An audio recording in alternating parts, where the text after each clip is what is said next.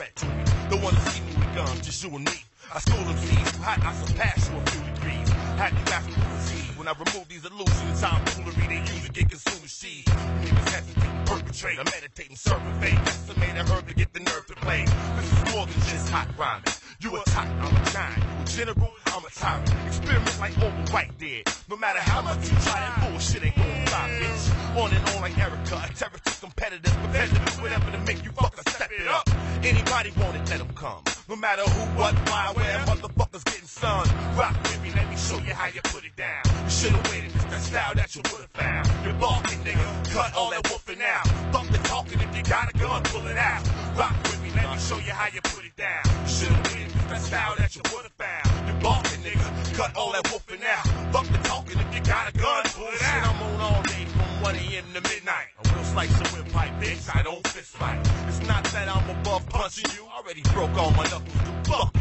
I give you new shit to sucker through, punch or longer too. Be the reason paramedics had to come for you. You niggas hard as shit when you got an audience. Never thought you had to reinforce that bullshit you was talking. Did you? Listen, conversation. Fuck the conversation. Now you can't get that shit out like you constipated. I give a damn less about you or your man's threats. I know you niggas put so I stop it flow like Tampax. I'm in a pause, real quick to jaw. To let bullshit you giving up. Put the shit into your jaw, you getting caught. Rap you like Godson. Talking all rah-rah. You don't want a problem, bitch? You got one. Rock with me, let me show you how you put it down. You should've waited, it's that style that you would've found. You're barking, nigga, cut all that woofing out. Fuck the talking, if you got a gun, pull it out. Rock with me, let me show you how you put it down. You should've waited, it's that style that you would've found. You're barking, nigga, cut all that woofing out. You got a gun, bitch, yo. You already know the flow is awesome. I'm in the back of the club with rosters, lighting my jaw with blow torches. No regard for your emotion. Don't provoke them, let them toast you. Won't be a victim when an animal or so high with a sneaky smirk. Your rhymes needing work, please observe. Your favorite MC's a herb. Dismantling challenges. Stab you in your abdomen with a javelin and wave you like a flag, bitch. Mr. Owens, the 64. Spit many moments, focus on it. Now my main goal, destroy opponents. This is war, who really want it? Can show you where you could go with if I wasn't constantly insulting them. This is the raw, unadulterated. You gon' wanna hate it, but have to admit, you gotta wait with what he's saying. I give a damn what his name is. You can stare in amazement, watch me put these things to him, yo. Rock with me, let me show you how you put it down. You should've waited, it's that style that you would've found. You're barking, nigga, cut all the woofing out.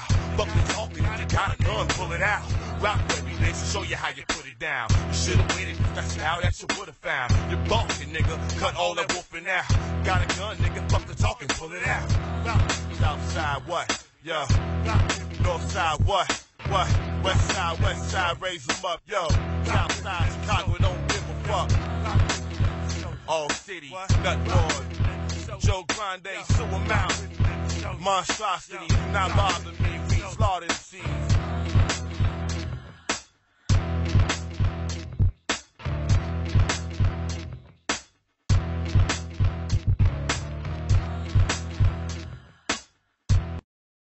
One step farther to see am I justified in this stand. I'm speaking as a black man from America, which is a racist society. Science. Taking it step by step, day by day, hurdling any obstacle that's in my way. Nothing can stop me, no nothing can stop me, no nothing can stop me, no nothing can stop me. Taking it step by step, day by day, hurdling any obstacle that's in my way. Nothing can stop me, no nothing can stop me, no nothing can stop me, no nothing can stop me. Cause I'm a champion. Correct me if I'm wrong, but that's just how I write. You can grab hold of anything that's within your sights, but power and fame can become an addiction. On top of arrogance and ignorance, that ain't how we living. Just wish I had the correct words to say, like it's on the tip of my tongue, but it's still stuck in my brain. Searching for my soul position, painting pictures with this music. Someone will catch the vision of what's to come in the future. All of us in winning positions, don't get stuck with the losers. Banks fresher than a newborn baby. Some of the homies feel me, the others think I'm crazy. But hear me now, believe me later on. Everything except the king is a potential pawn. So hear me now, believe me later on. Look up one day and your whole opinion is gone. By step, day by day, hurdling any obstacle that's in my way. Nothing can stop me, no nothing can stop me, no nothing can stop me, no nothing can stop me. Taking it step by step, day by day, hurdling any obstacle that's in my way. Nothing can stop me. No, nothing can stop me. No, nothing can stop me. No, nothing can stop me. 'Cause I'm a champion. From the lowest of lows to the highest of highs, a devastating fall for a phenomenal rise. To see the light, gotta open your eyes. To comprehend, gotta open your mind. Once you open your mind, you can make a change. Break yourself from the bondage of being enslaved.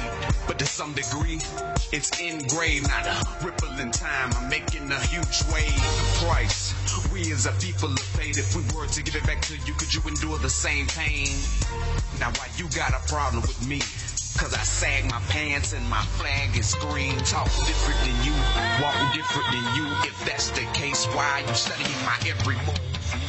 It might just be the color of my skin. We still dealing with your shit in 22. Taking it step by step, day by day, hurdling any obstacle that's in my way. Nothing can stop me. No, nothing can stop me. No, nothing can stop me. No, nothing can stop me. Taking it step by step, day by day, hurdling any obstacle that's in my way. Nothing can stop me. No, nothing can stop me. No, nothing can stop me. No, nothing can stop me. 'Cause I'm a champion. I think you'll find, sir, that there will come a time when black people wake up and become intellectually independent enough to think for themselves, as other humans are intellectually independent enough to think for themselves. Then the black man will think like a black man, and he will feel for other black people.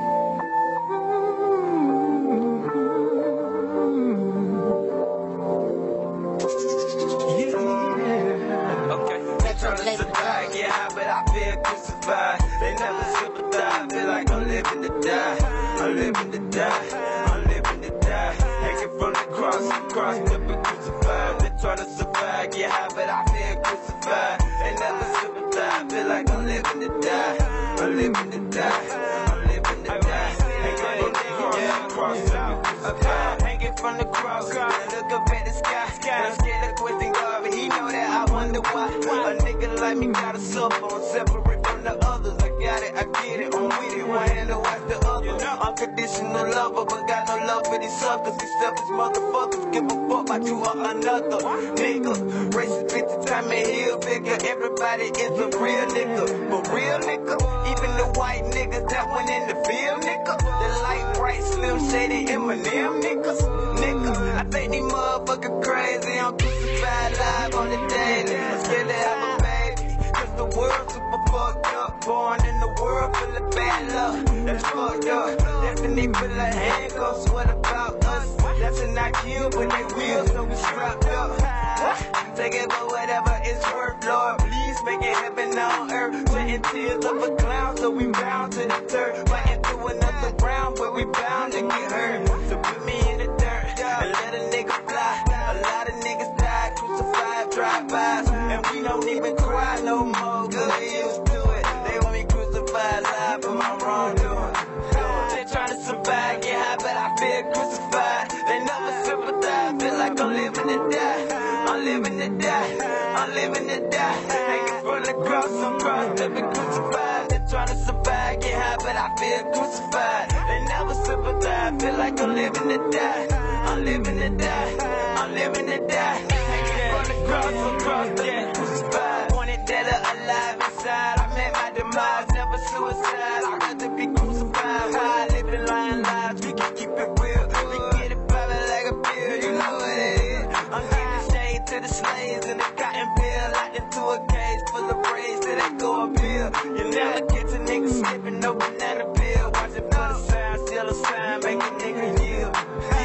I feel like we get crucified. I mean, the Bible's telling us all these people did this because they suffered this much. That's what makes them special people.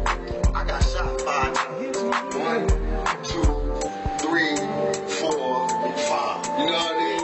And I got crucified to the media. You know what I mean? And I walked through with the thorns on, and I had shit thrown on me, and I had this thief at the top. I told that nigga I'll be back for you. You know what I mean?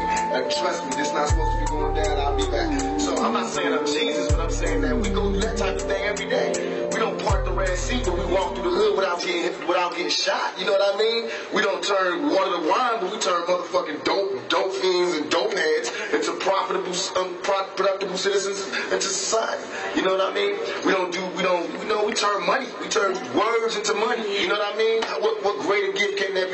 So I believe God blesses us. I believe God blesses those that hustle, those that use their mind, and those that overall are righteous. I believe that your karma, everything that you do bad comes back to you. So anything that I'm doing that's bad, I'm going to have to suffer for it. But in my heart, I do what's right.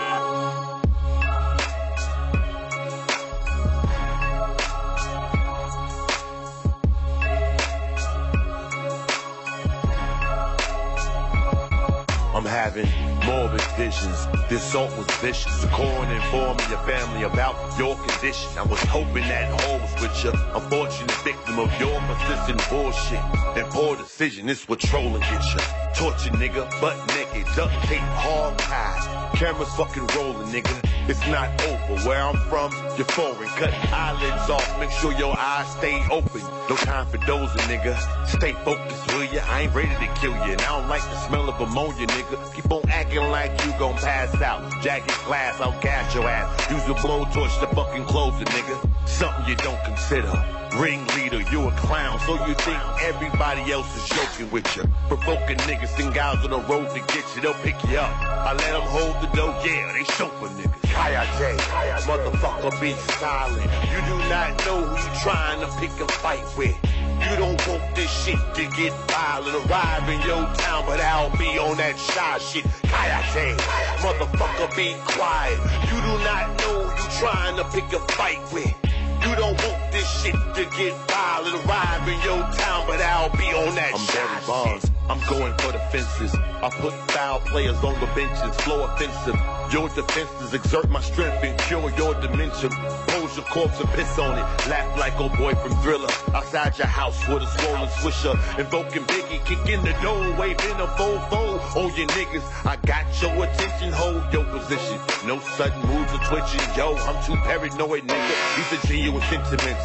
You fabricating fiction away. I envision the day that I'm face to face with them. Future laceration victim. Have them saying, damn man, something about your face is different. Your lanes is stripping. Can't quit the game. I give them entertain the children.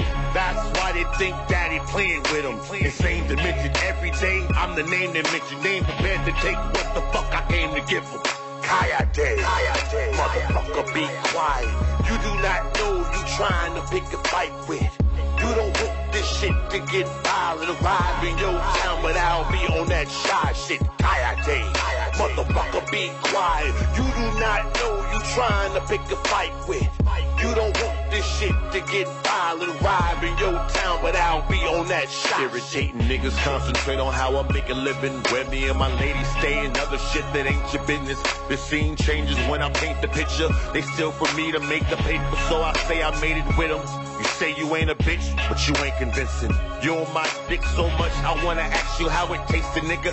I help you elevate your thing, and now you hating, wanna replace with a simulation. But I'm who you imitating. I see the subtle changes you making. No matter how you rearrange it, it's lame. You cannot match my innovation. Use a basic nigga, a lazy weak, easily humiliated, emaciated. Your swag say gay and feminine. Eliminate you niggas who can't take a hint. You endanger friends. I'm a shotgun and you a gang of pigeons. Your poor excuses for a human. Execution of best solution in their motherfucking life. Cause he ain't know what to do with it. Kayate, Kayate, Kayate, Kayate, Kayate, Kayate, Kayate.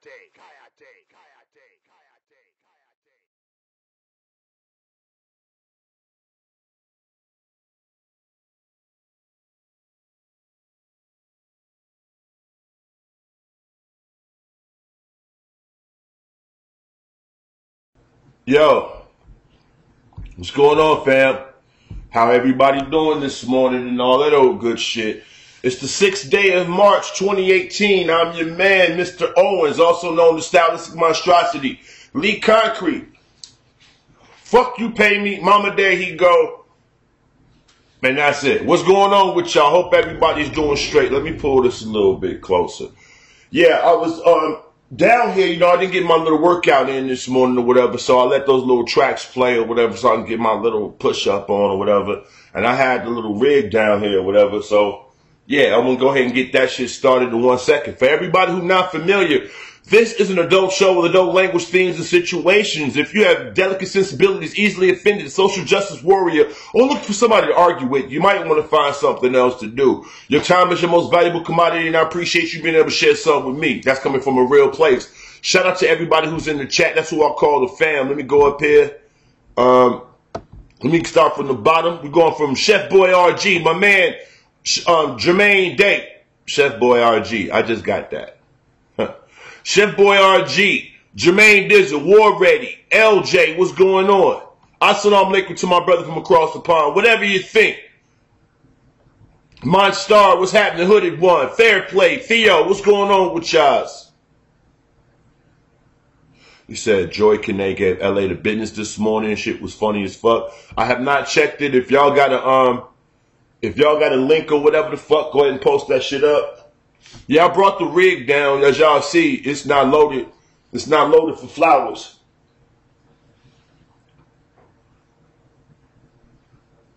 It's not loaded for flowers. For everybody know what time it is. So let me go ahead and get right. Let me go ahead and do that now. That's what we like to do over here, what have you. Matter of fact, I'll put my distraction screen up. Hope y'all like my new distraction screen. So I wanted to have something to incorporate Monstrosity, Nut Ward, and all that shit together. So I wanted to make sure I had it up there. This is the burn time. Y'all got it? Blunts, joints, papers, dab rigs, nectar collectors, your vape pens, your Black and Milds, whatever the fuck it is that you need to get your day going, your cup of go juice, whatever it is you need to get your day going, go ahead. I'm going to light the bowl. I got the dragon down here too. The dragon is full of flowers. For everybody ain't familiar, the dragon is full of flowers. You know what I'm saying? This is the dragon. So they understand what the fuck I'm talking about.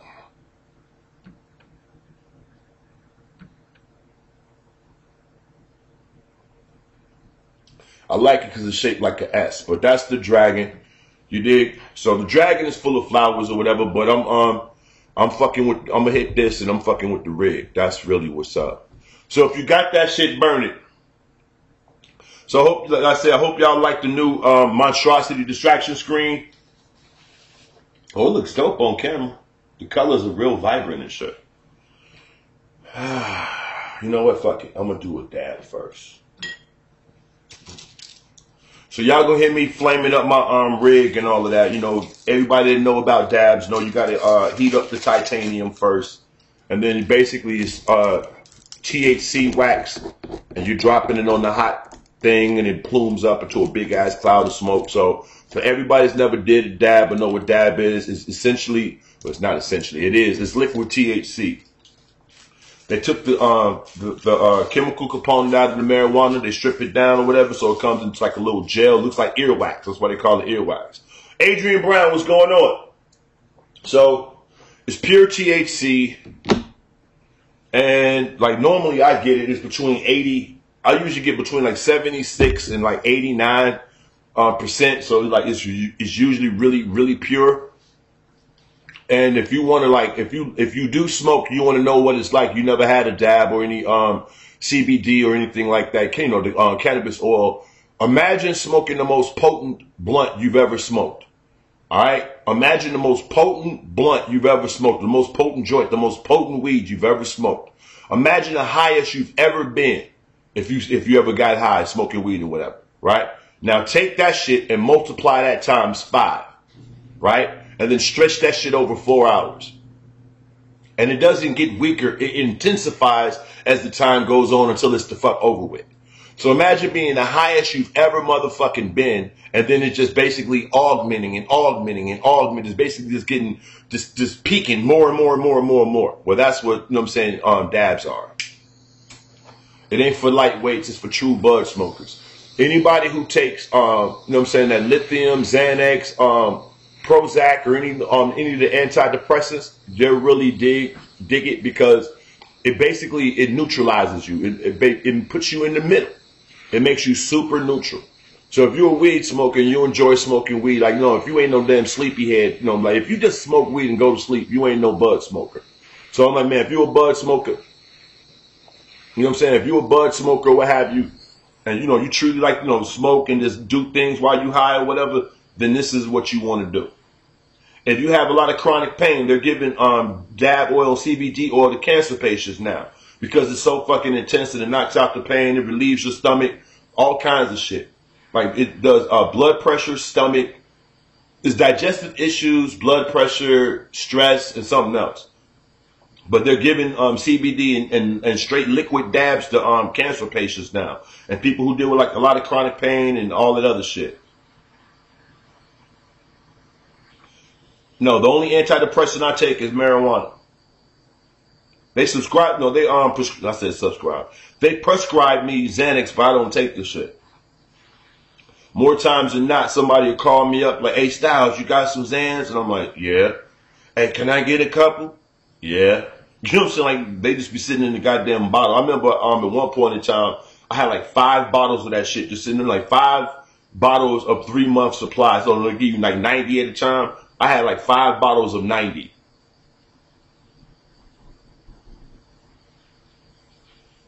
Right, you don't need nothing to clean up your crib but some good. But hold on, yo. I'm hitting this dab now.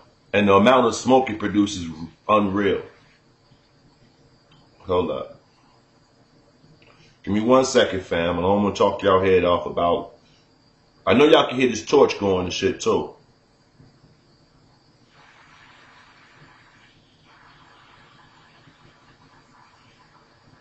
Matter of fact, I can show this on screen.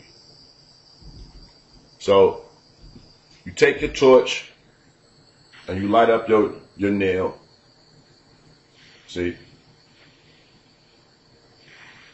And I'm going to show y'all after I hit it with the dab how it fills up, and you'll see what I'm talking about. Hold on. Alright, 1 sec.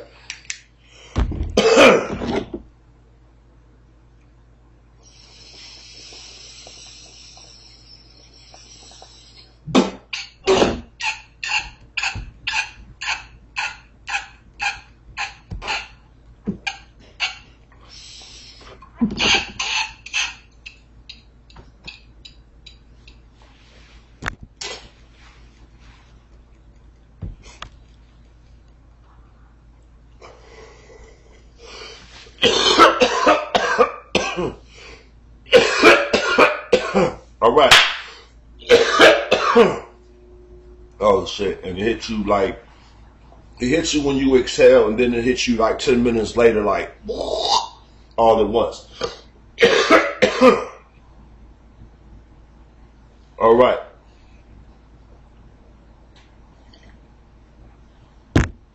Okie dokie.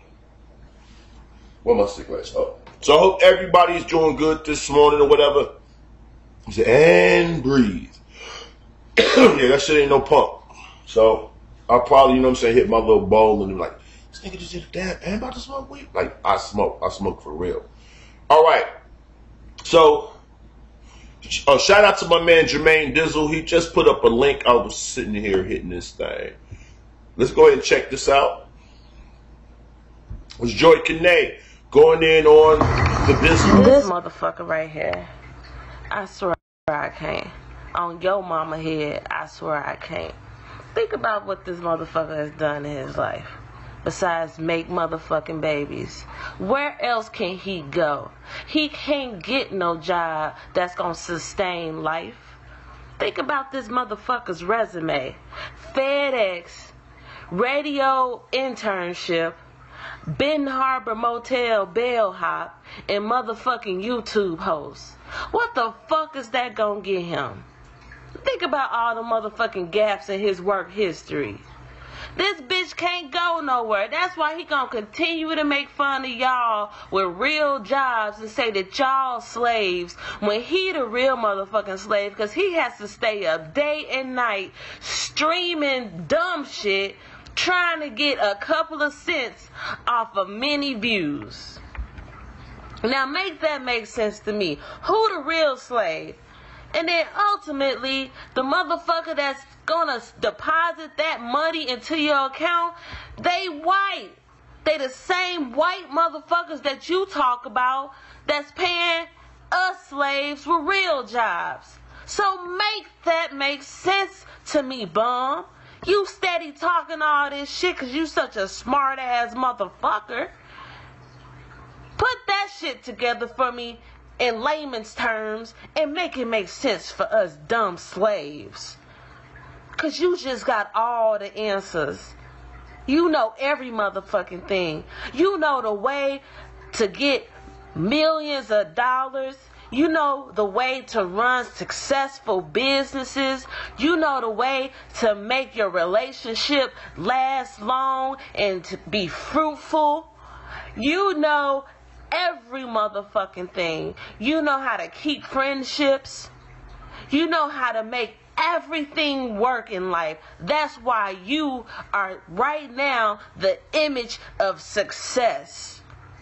You are black success, right, Bum? You're the perfect father. We ain't seen you with your kids. We ain't heard your kids since the last video you posted, which was what, 2 months ago? You will hear people with their kids in the background, or they won't even show up on YouTube just so they can spend each and every moment with their child. But you on YouTube all day and all night streaming on some type of social media platform, and we don't hear none of your children except the one who can do for himself and who really don't need you. The one who already has in his mind that you really ain't shit. You just the motherfucker that fucked his mama, nutted in her, and made him. You ain't shit, nigga. You ain't a goddamn thing. From that fucked up ass hairline to them bulging ass eyes to that cluster on your motherfucking lip to that brown motherfucking tooth in your mouth to them bummy ass clothes you put on your back, motherfucker. And then you got the nerve to put them old ass pictures up on your damn avatar. Bitch, you always been a bum, bitch. You probably thought that was a fly ass picture, but it was a whack lame ass picture with 3 ugly, dumb, dusty looking ass motherfuckers in the fucking picture. Nigga, what? When was that? All y'all shit slouchy. All y'all shit look like it came from where? Walmart. Bitch, you ain't never been no baller. That ugly ass, dumb ass linen suit with that dumb ass hat. You probably got that hat out the motherfucking storage box because that used to be your daddy's shit. That was the one thing he did leave around, bitch. Nobody give a fuck about you or what you say, bitch. That shit don't hold no motherfucking weight. You could call me whatever the fuck you wanna call me, bitch. But you can't call me broke. Bitch, you can't call me unemployed, bitch. You can't call me none of that shit that motherfuckers can tack on your goofy, dumb, dirty, broke ass bitch. Nobody give a fuck about what you gotta say. God damn it, you's a ugly, disgusting, dirty old man. You old greasy ass, dumb, scary ass bitch. Talk all that shit for 10 years or however motherfucking long your ass been on here. Then the motherfucker tell you they gonna show up to your city. Now you wanna go get a gun and your motherfucking ass wanna shoot somebody. But we all know that as soon as you see that motherfucker on the road and he live streaming up on 2 motherfucking 90 West to motherfucking West Kent, wherever, I don't know what fucking highway it take, but I figure he has to take 290, but nevertheless, whatever the motherfucker he come, whatever the fucking highway that motherfucker come on, bitch, and he live stream that shit, bitch, we know you gonna speed down your boys in blue, and you gonna tell them to be on the lookout for Lee, cause Lee coming to get me.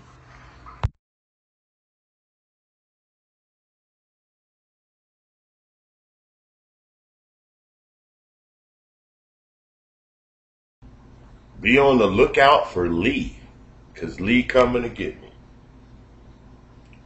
Wow. Be on the lookout for Lee, because Lee coming to get me. Now, on a real level, shout out to Joy Kane. Yeah, yeah, she went in on homeboy. Yeah, she went in on dude. Yeah, she went in. Yeah, she went in. I don't have a problem per se. Hold up. Yo, I don't have a problem per se with people knowing my government. I don't have an issue with that. I don't have an issue with people calling me my government. What up, bleed, and all that other shit, or whatever the fuck, right? It is. It is. And it's a girl. So, what I'm saying? I'm used to girls saying my government. Usually my dick is way up in them and shit. I got their knees pressed up against their collarbones and shit. Or, like, they like, why'd you do that? And it's followed by my government. You know what I'm saying? But I don't know. Like, it's like, I don't mind people calling me by my government name. But YouTube motherfuckers who don't know me that well calling me by my name that's all willy-nilly kind of bothers me. Like, it's my name. I don't have a problem with my name. You dig? But it's like, well, actually I do. I think my name is gay as hell. I'm not even gonna front. Lee. You know what I'm saying? Some old unisex ass shit. Like, it couldn't just be a guy named like John, Trevor. You know what I'm saying? This Lee. Like, you know what I'm saying? Lee, like some shit you order, like, do you want some Lee with your chicken? Like, no, I don't want no Lee today. That's how my name reminds me of. You know what I'm saying? Like, have you ever thought about your name? Like Jermaine is a guy name. Jermaine, Adam, Theo. You know what I mean? Those are guy names. You know what I'm saying? Like, Lee.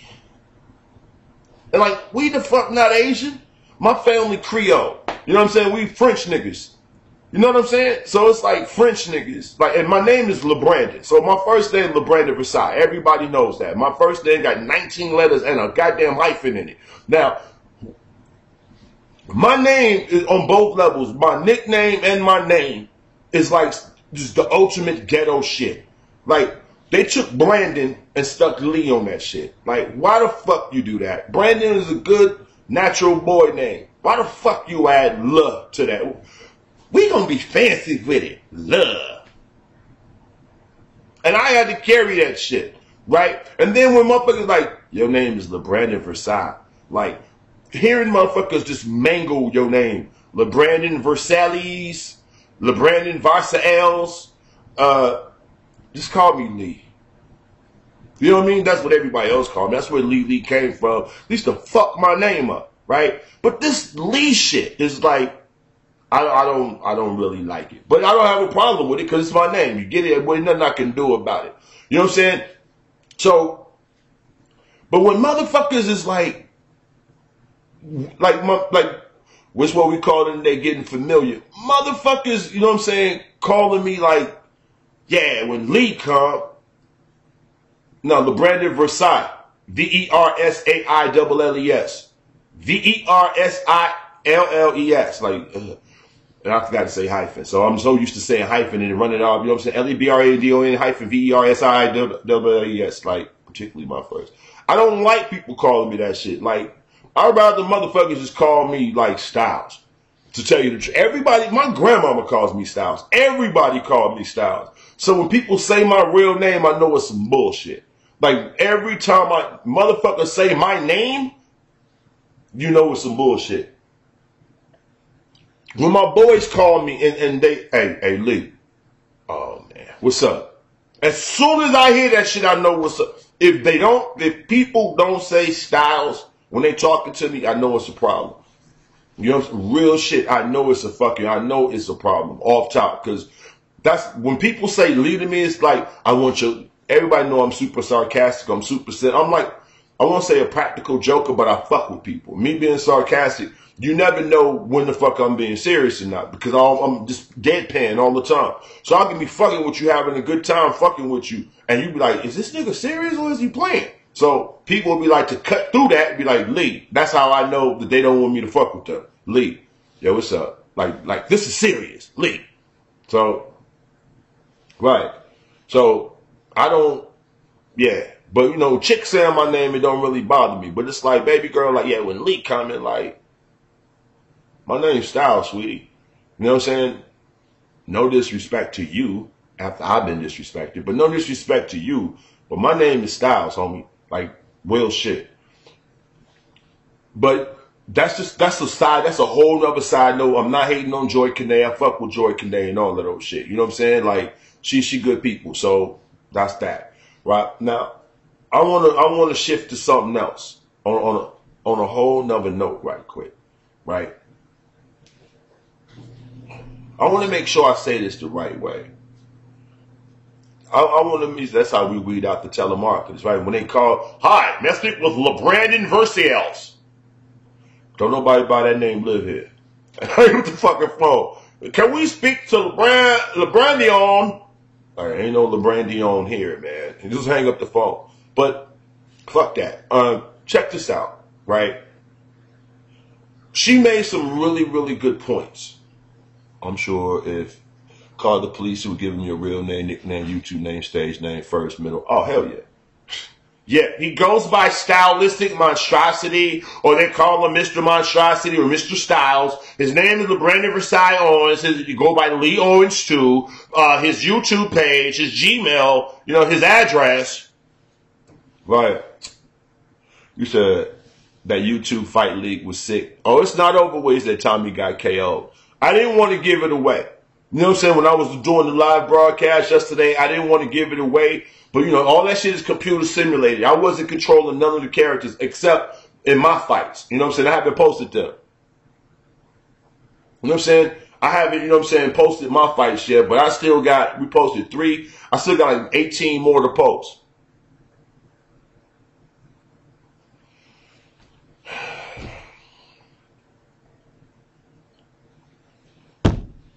So, number 1. Number 2, right? Because it was computer simulated, I don't have any bearing on what's going on. You know what I'm saying? What the fuck are they talking about? Niggas is corny, but that's what I'm talking about today.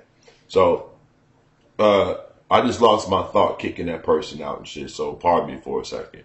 Because I got a lot of shit on my mind. And I really didn't want to do a show today, but I'm like, let me go ahead and jump down. So, oh, I thought you controlled it. Nah, you know what I'm saying? I didn't have no control. I let them fight. You know what I'm saying? I put the control in the middle. You know, when you do it, you put the control. Anybody that got Fight Night Champion, y'all know how to do a computer simulation. You can pick a side with the control. If you leave it in the middle, hit X, it'll say, do you know, you haven't picked a side, continue, hit yeah. And then you can still pick whoever you want to fight and just sit back and let the computer fight for you. So every fight outside of the character I created for myself, I just let it do like that. I controlled myself because I didn't think it would be fair to, like, if Tommy and Chris fighting, I'm controlling Chris and I beat up Tommy. That's not fair. Or, you know, it's Jimmy in LA and I'm controlling Jimmy and then LA win. So when I set the shit up and I sat back, the outcomes, I was surprised. Number 1. Number 2, I thought the fights would be over way the fuck faster. I didn't know that Vic Damone fight would go the distance, and I didn't know that Jimmy and LA fight would go the distance. Like, and like, I swear to God, I programmed like the characters. So, dude said, they say he 5'8", they say he weighs so many pounds, they say he's southpaw. So I put, you know, put that in for, you know, whatever. You know what I'm saying? I put what I thought in for Jimmy with him being a karate dude, no, a karateka. That's what a karate guy is, a karateka. Him supposed to be a karateka. I put all that shit up in there, whatever. And I'm like, yo, so Jimmy got this, right? Man, that character beat the shit out of dude. You know what I'm saying? Like, that shit beat the shit out. I'm like, dude is whooping Jimmy's ass. And then the crazy part about it, we watched, I want to say me and B watched like maybe 4 or 5 of the fights before, you know what I'm saying, before I posted them or whatever. And we was tripping on like, this is what the computer decided, right? Yo, the first thing, who knew the fuck Vic Damone character would look so much like him? Number 1. Number 2, with him being lanky and all that other shit, that motherfucker was whooping True Freeman's ass. And I'm like, yo, what the fuck?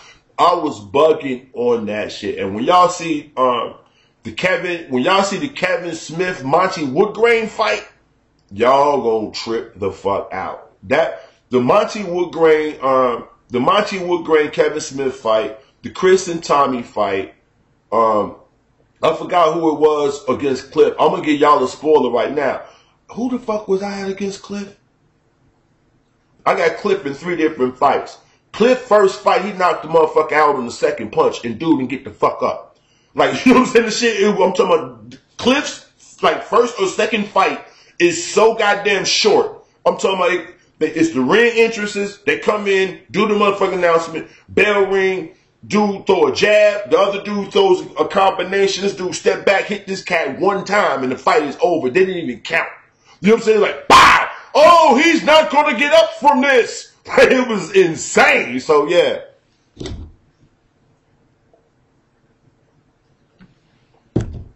He said, this shit hilarious. I didn't see it. It's up. I posted it.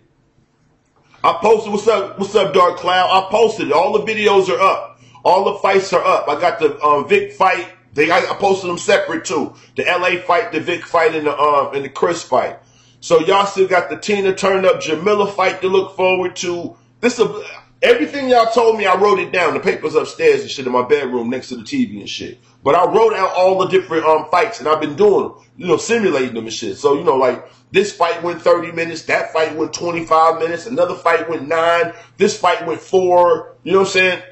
But anyway, while we was watching this shit, me and my girl was like, niggas are gonna feel some kind of way about these fights. And I'm like, if these niggas start tripping about this old video game shit, it's gonna tell the whole story. Now, dig this here. For some strange reason, I'm not even going bullshit. And y'all can tell me if I'm wrong. For some strange reason, I believe that LA had a show last night. And now they can run the chat. When they watching the rebroadcast and they watching these recorded shows, they can see what was being typed at the moment. Yeah, that's fight night, right? You know what I'm saying? So you can see what's being typed in real time. I heard last night, now, at first I thought it was a video. But I heard last night I thought I heard Jimmy on LA show conversing. Like, it was like he was almost trying to explain his point. Like, explain his side. That was this morning. That wasn't last night. I heard that shit today. You know what I'm saying? Like, on some Snowball, making Snowball food in the morning. Just got through walking him like, it's March. Why the fuck is it snowing in Chicago? Because it is. Right? I'm like, it's March. Why the fuck is it snow on the ground? So I'm bugging on that. I let the computer run and shit or whatever. I, pick videos, make a little bullshit playlist, start making coffee, feed the dog, that type shit. You know what I mean? My little morning ritual and shit. Doing my first little dab of the day, that type shit. Right? So I'm skipping through dude's shit and I'm like, cause I know I'm gonna be dogged out. I'm looking in the chat, my name keep coming up, I'm seeing my face and avatars, the whole shit. And that's all I really do. I'm like, I want to see how much shit being taught. Right? I hear this dude on his shit, and I'm like,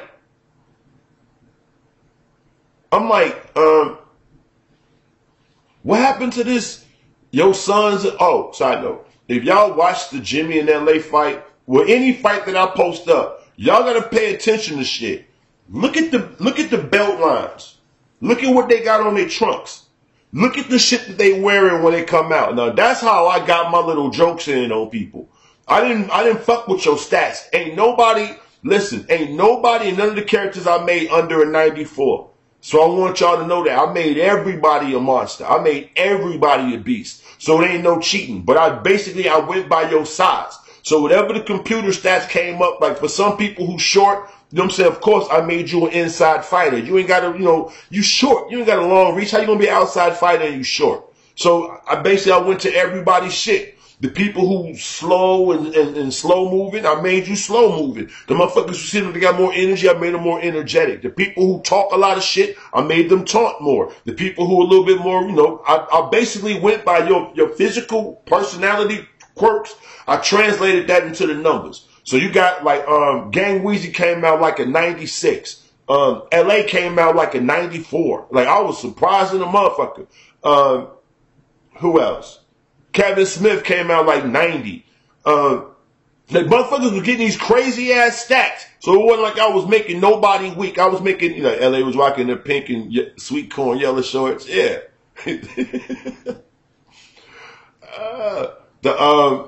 Said watching these fights made me want to play Fight Night Round 4 again. I didn't dig champion that much. Yeah, I got them shits too. Like, look at their belts. You know what I'm saying? Like, True Freeman had ooh wee on the back of his shit. It Wait till y'all see these other characters, right? Wait till y'all see these characters. What up, Milan? Wait till y'all see these other characters. You know what I'm saying? Like, Tone Space got Space 3X on the front of his shit. You know what I'm saying? Kevin Smith got Abuser on his shit. Chris, if you look at Chris shit, the front of his, the belt line around his short is black, and I got Rampage on it. Get it? Black Rampage. Tommy has some red sequin shit on with Coon 5 on, like, you know what I'm saying?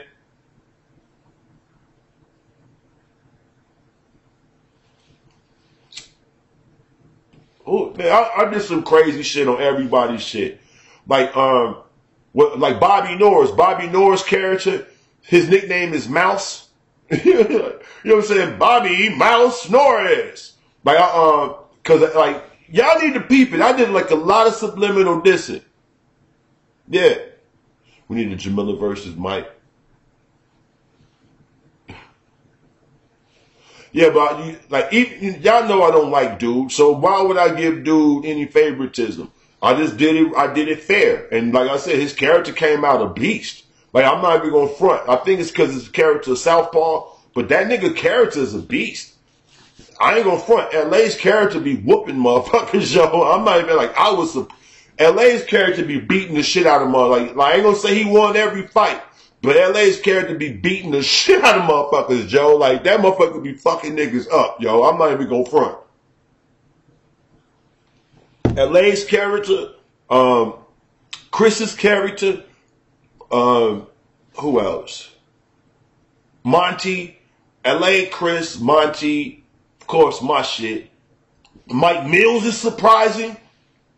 Mike Mills' character's like, when y'all see this motherfucker, y'all gonna trip out. Mike Mills' character is so goddamn strong. It's like, it don't even make no sense. Like, Mike Mills' character is so stupid strong. Like, and I think he's like only like a 90 or 92 or some shit like that. I'm talking about this motherfucking, like, he got gorilla strength. I'm not even gonna front. His character, like, the computer gave him gorilla strength.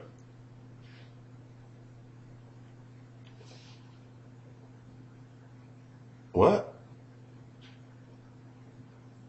I don't. You know what? I'm gonna need my damn moderators to get on their job though. Like, we sitting here talking about video game characters I created on some mocking these people shit, and people talking about some stupid shit. Like, please, I'm just having my damn my go juice and weed. I haven't even been on. How long we been on here? I haven't even really been on an hour yet. Like, for real? Don't start hating. Come on, man. We talking about games. I haven't even got into, like, the real, like, meat of the conversation yet. Like, you see my eyes, man? I'm almost still kind of sleepy. It's one of these, like, slow ass days. You know what I mean? I really don't want to get in my bag yet. I don't want to start talking loud and all of that. I'm just really trying to chill. I'll say again, I didn't even really want to be on the show today. I haven't been wanting to be on the shows a few days. Like, I just been recording these little fights and shit like that and doing other shit. And I just really, you know what I need to do? Because I need to go ahead and talk about the Cornball Coalition. That's what I need to do. So this is what I'm going to do, family. This is what I'm going to do. I'm going to do this. I am going to put on some music. Right? That's what I'm going to do. I'm going to put on some fucking music for a second. Go up here, give me another go juice. And yeah, that's what we're going to do. I want to play. I like this one joint from my man K Cool. He makes some real ill shit. Hold up, where is it? I think it's some other USB.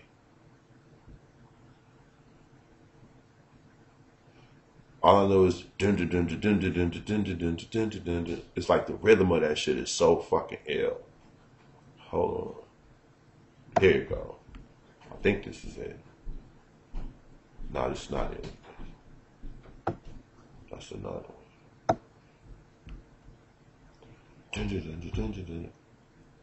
This is it.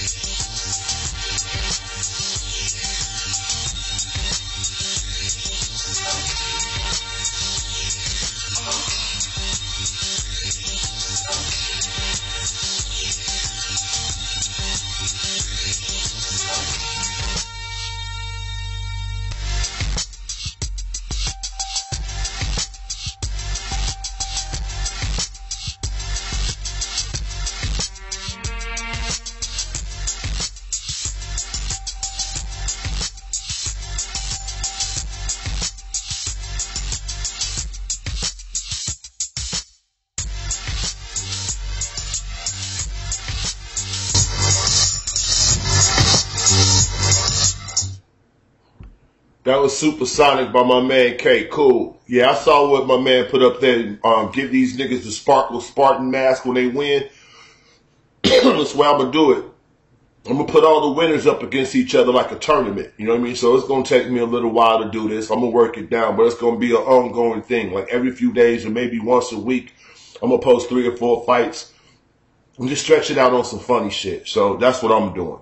All right. I was hitting this damn bowl and shit when I had the little break going. I want to keep it straight. Shout out to my man Jose. Shout out to my man Jay. You know what I'm saying? My homeboy and shit out there in Houston and shit. My man was talking to me about some real shit today. I'm not about to get into what we was talking about. I just want to like talk about when you dealing with this bullshit that we deal with. Personally, a lot of stuff with the world makes me mad. You know what I mean? Like just looking at the world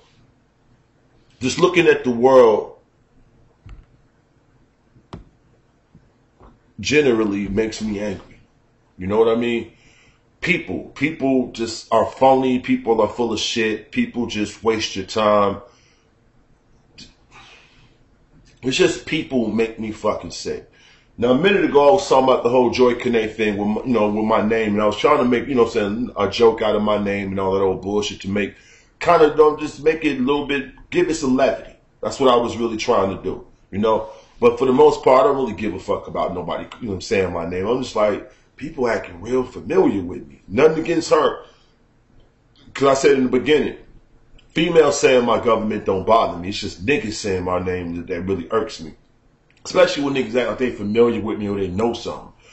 By any person, don't nobody want to seem predictable, transparent, or just, you can just look at them. Don't nobody want to be like they feel like they have a glass forehead. Like you can just look at me and analyze my entire life. Everybody wants, even though they don't want to seem like they difficult to deal with, nobody wants to seem like they simple or easily understood. Everybody wants to feel like they layered or have some complexity to them.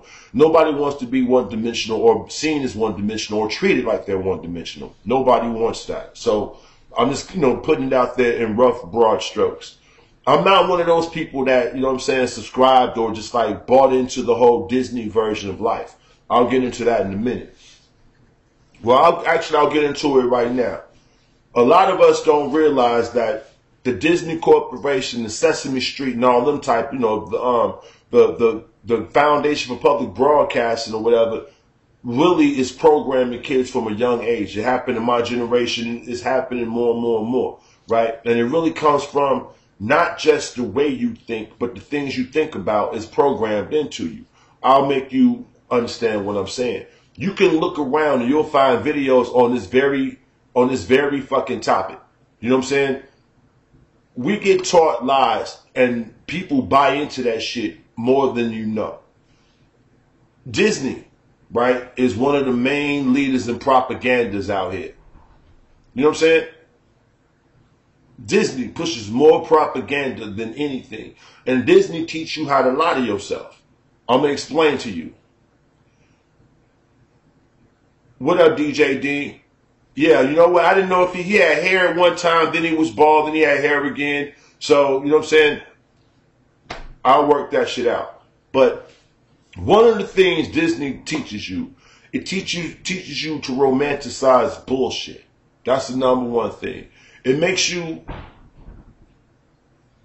I don't know, embrace shit that doesn't make fucking sense. That's just the best way to put it. And a lot of people operate from that.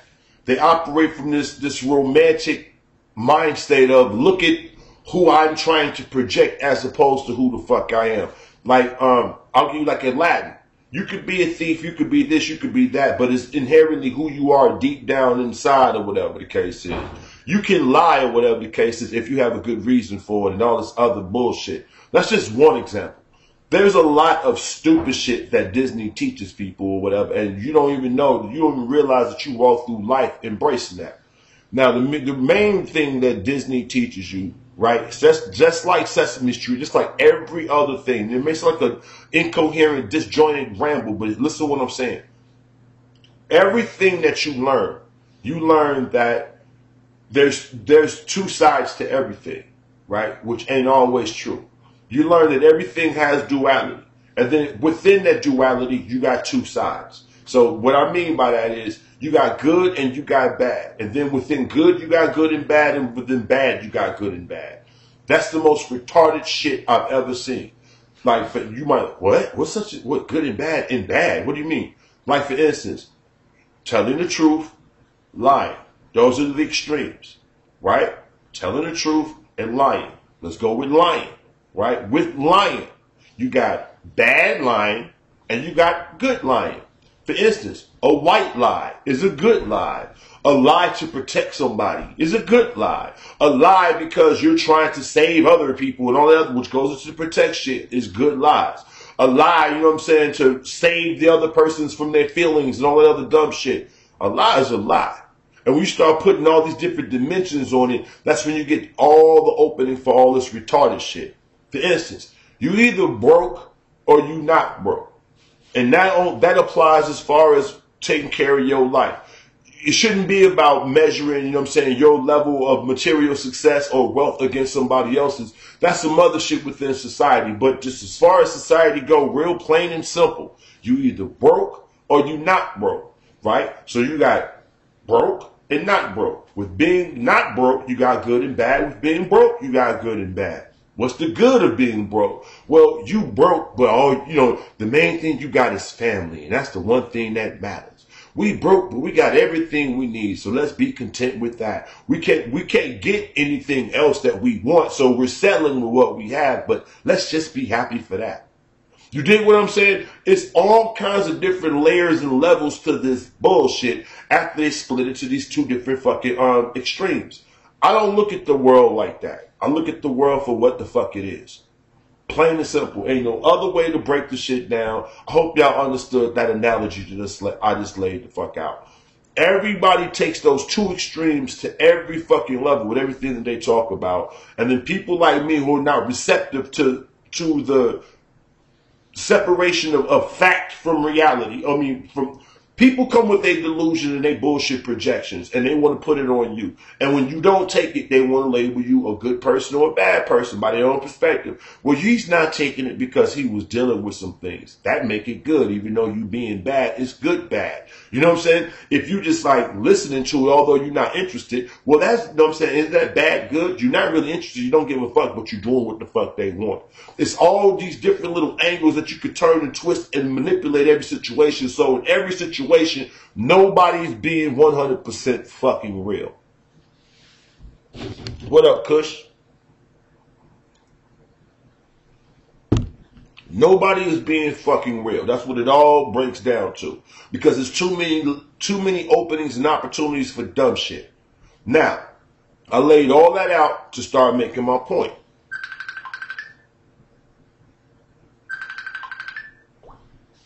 Hold up.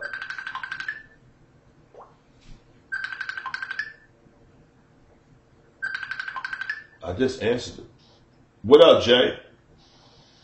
Hey, what up, bro? Hey, I'm on the thing right now. I told you I was going to do this live show, bro. Yeah, I didn't want to bother you. I thought you were still talking to your daughter. What channel you in? I'm on Nutwood right now. Nutwood? Yeah. Alright, man. I'm going to check in. Alright, for sure. Alright, man. Yeah, that's my partner, Jay. When he come in the show, he's coming in under your homeboy and shit. So I tried being real and nobody respects it. That's the point. That's exactly my point. That's exactly my fucking point. Dig this here. When I first started doing this YouTube shit, right? My number one fear was I don't want to get on this motherfucker and start lying about my life. You dig what I'm saying? I didn't want to get on here and start making out to be this and be that. Like from the times that I was on some like fucked up out there bum shit, I didn't want to act like I was the, you know, it was a time when I was just the man. I was moving them bricks. I ain't never came off like that. The times when I was super shining, I didn't want to like make it, I didn't want to undermine it or to like exaggerate it. You know what I mean? Like, yo, this is just what the fuck I was doing. You know what I mean? That's what it is, right? Beyond that, my whole thing when I got on YouTube, right, I was like, I'm not trying to like gain no extra points from nobody. I'm just trying to be me. I didn't even think that I was going to like get cool with nobody because number one, I wasn't trying to get cool with nobody. What up, Jay? I wasn't trying to get cool with no motherfucking body, number one. And then number two, I didn't understand what the fuck this social media shit was because it changed from like 2009, 2010, when I started this shit to now. It's a whole different energy now. You know what I mean? And with that, your whole vibe changes towards doing this and what you're trying to convey. You know what I'm saying? The last couple of days, like, and it's been going on for a minute. The last, like, I want to say, let's say 4 months. Let's say 4 to 6 months. I've been going through my, like, well, it's March, that'll put it back to October. Yeah. So like the last 6 months, right? I've been going through my own little whatever, right? My own little personal issues, right? Now that ain't no YouTube shit. My personal issues or whatever, number one, ain't no thing for me to like be projecting to everybody. Number two, if I'm working through it, ain't nobody helping me work through that shit. So what the fuck I'm gonna be talking to the crowd about it for? You dig what I'm saying? On top of that, since I already set a whole lot of things in motion, I ain't gonna stop those things because I'm dealing with these things. What's going on in top? What's happening with you? Yo. So in essence, what I'm saying, I just try to keep it fucking moving. Although a lot of times I didn't even have the enthusiasm or the energy required to maintain this shit. Like, and then on top of it, I lost a lot of interest for it. Like, so a lot of times I would listen to the broadcast and listen to like some shit I put up. And I would just hear my energy or to see my vibe, and it was like, ugh, and just take that shit down. Like, man, fuck that shit. You know what I mean? That's really what it comes from. And dealing with people, the way I've like grown up, the way I've learned is like, yo, you stand up for yourself, speak for yourself. Whatever the fuck happens, if you allow it to happen, then you deserve it. You know what I mean? People talking shit, you have a problem with them talking shit, then say something. But as I get older, whatever, I start realizing why people talk shit. So the response became less and less important. Now, you know what I mean, where I'm at, middle-aged dude, doing this shit or whatever, on some 100 shit, right? I almost feel like, because I'm not doing nothing really creative on YouTube the way I want to. I almost feel like I'm spinning my wheels, wasting my time. It generates some money, but it's not the money that I'm seeing from like my products and other shit that I'm doing. It's little coins here and there or whatever.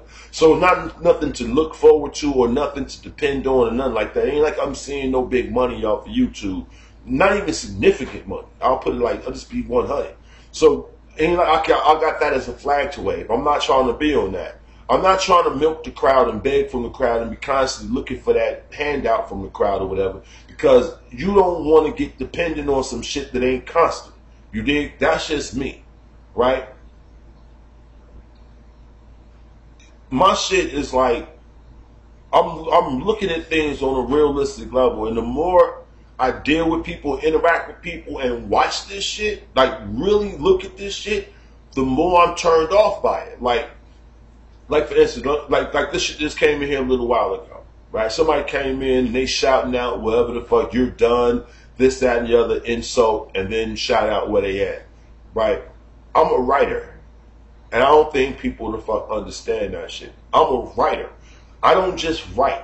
I am a true fucking writer. What writers really go through, how they feel things, how they express things, how they see things, the whole shit. It's a whole thing that goes along with being a writer, just like when it goes along with being an athlete or being a true engineer and mechanic. When your passion, your energy, your mindset, your essence is towards this topic or whatever the fuck, that's, you know what I mean? That's, you know, when you're on that, that's basically when you are who you are, you approach things different. Like when you are something, you are the embodiment of something. You're that, whatever, like a musician. When you're a musician, that's just in your soul. Everything you're going to do is going to have musical connotations. When you're a real musician, you're going to translate everything, relate everything to music. Now take everything that you're passionate about and everything that you believe in and put that towards the things that you're good at. It's the same thing. It becomes who you are, right? So with that, I'm saying I'm a writer. I love words. I pay attention to words.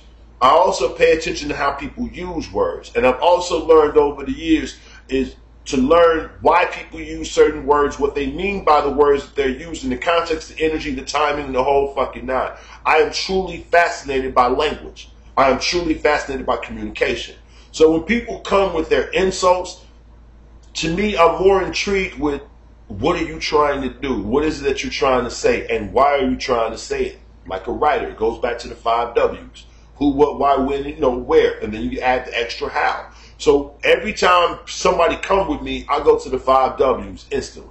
You dig what I'm saying? And it's like, that's where my responses come every time somebody talking to me, because I'm a writer, it goes back to the 5 W's. If you think about everybody that I beef with, we go back to the 5 W's every time I start addressing them. Every time I'm going to somebody, I'm roasting them. Y'all hear me going in my bag, even though I'm loud and animated, I'm really hitting you with the 5 W's. You dig? Now, beyond that, right, what I was saying a second ago, when you separate yourself from this shit and sit back and look at this shit, I'll give you an example. I got into it with one of my kids' moms not too long ago over some stupid shit, right? The stupid shit that we got into it about was some shit that I did. The shit that I did was some, like, I snapped because of principle. You dig? The situation could be smooth. I could be talking to my daughter right now. You know what I'm saying? This is over my baby, right? Me and my baby could be interacting, doing whatever the fuck we doing right now, but we not. Normally, when I get into it with old girl and I have this time removed from my child, I'm going through some type of fucked up depression. I'm pissed off. I'm mad at everything. And I'm trying to wear a mask and not show people that it's hurting me. But I'm like, this shit be pissing me the fuck off when I can't talk to my kid. This last time that we got into it, old girl was just on some stupid shit. And it was like, yo, you know what? As a baby dad, as a father, as a man, I'm tired of having to put up with a stupid bitch doing dumb shit. And I gotta, like, be patient and tolerate this shit and look at the long, look at the long haul. I look at the shit in the long run, what's going to be the best choice, right? Now, I know it may sound retarded, it may sound selfish and self-serving, but you get tired of being a responsible motherfucker all the time. You get tired of doing the right thing all the time. You get tired, I'm talking about in real life. Fuck this YouTube shit. On YouTube, you can be as wild as you want to be. I'm saying in real fucking life. Can't nobody tell me you don't get tired of motherfucking paying bills. Sometimes you have that couple of $100, you just want to like, you know what, I want to go over here and do so-and-so. And you want to real bad, but you're like, yo, I got to do this. If I don't do this, then this, that, and the other, blah, blah, blah. But you know what I'm saying? I just want to go jag the money off. So when you see motherfuckers who don't have no responsibilities, just doing stupid shit, talking shit to you, it'll make you feel some kind of way because you don't have that luxury of fucking off. You dig? Now, this was that situation. Oh, girl's doing some stupid shit. I'm like, yo, I can't do stupid shit. I got to motherfucking always be on point. But you constantly get to do dumb shit. Now you want me to fucking lower my head for you to do some more dumb shit. Hold the fuck on. You want to know what started the argument? I'll give it to you real raw dog. This bitch is on. I'm not even going to get all into her business. She just on what she's on. Right? And I'm talking to her and everything is chill. And I'm like, hey, yo, let me ask you a question. She like, yeah. How does it feel to always get your way? And she was like, what? I'm like, how does it feel to always get your way? Because I don't know what that's like. I have to fight for every inch in this world that I have to get. So any victory that I have is not a victory. It's like it was supposed to happen because I fought for that shit. You get the world handed to you. People got to compromise and do what the fuck you want, or you can do some other stupid shit. What does it feel like to always get your way? Right?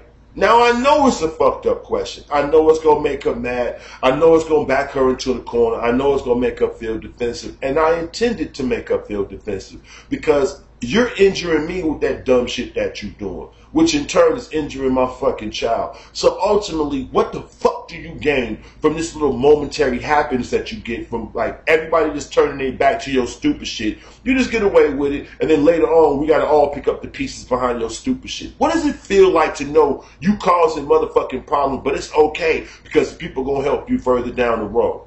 What the fuck is that like? Because I don't have that luxury. Man, old girl lost her motherfucking mind. And I knew she would, right? So in essence, I started the argument, right? Because I did. But did I? You already doing something. If I don't respond favorably to what you're doing, it's going to be an argument anyway.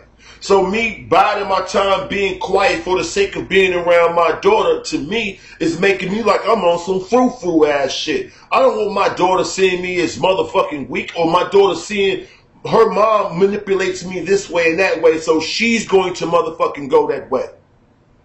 You dig what I'm saying? No, you don't get to fucking play with me. So when things been going a certain way and I'm paying attention, like, this bitch is only happy because I'm compromising. She don't got to do shit.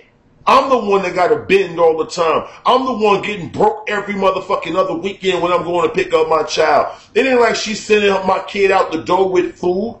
It ain't like she's sending my kid out the door with what the fuck she need. The expectation is I'm supposed to take care of it. Hold on. I'm not by myself in this motherfucking thing. So why the fuck is my only responsibility financial? You dig what I'm saying? I don't get all the other cool shit. Get to hang out with my child and take her and see she's interested in shit that I like for us to build our fucking memories. Because every time we see each other, it get played like some fucking whack shit. I don't like being a weekend daddy. You dig what I'm saying? I don't like being a one-side daddy. But I got a relationship in a household. Her mom got a relationship in the household. Why is it I'm fucked up because I'm not in her mom's fucking household? You dig what I'm saying? Same thing it is with any motherfucking man. You look at anybody from LA to Chris to Tommy Sotomayor, I don't give a fuck who it is. You don't have to fucking like me, but I guarantee you every fucking man that fucking hear what I'm saying right now know exactly what I'm talking about. Why the fuck do we always have to compromise for simple shit? Why do we have to do anything for what we're supposed to get? If I'm the father of this kid, I'm supposed to have time with this kid. I should not have to argue with you, reason with you, explain nothing to you, understand your position, or worry about your feelings. I shouldn't have to worry about none of that shit. Let me be your father. And these hoes can't never do that shit.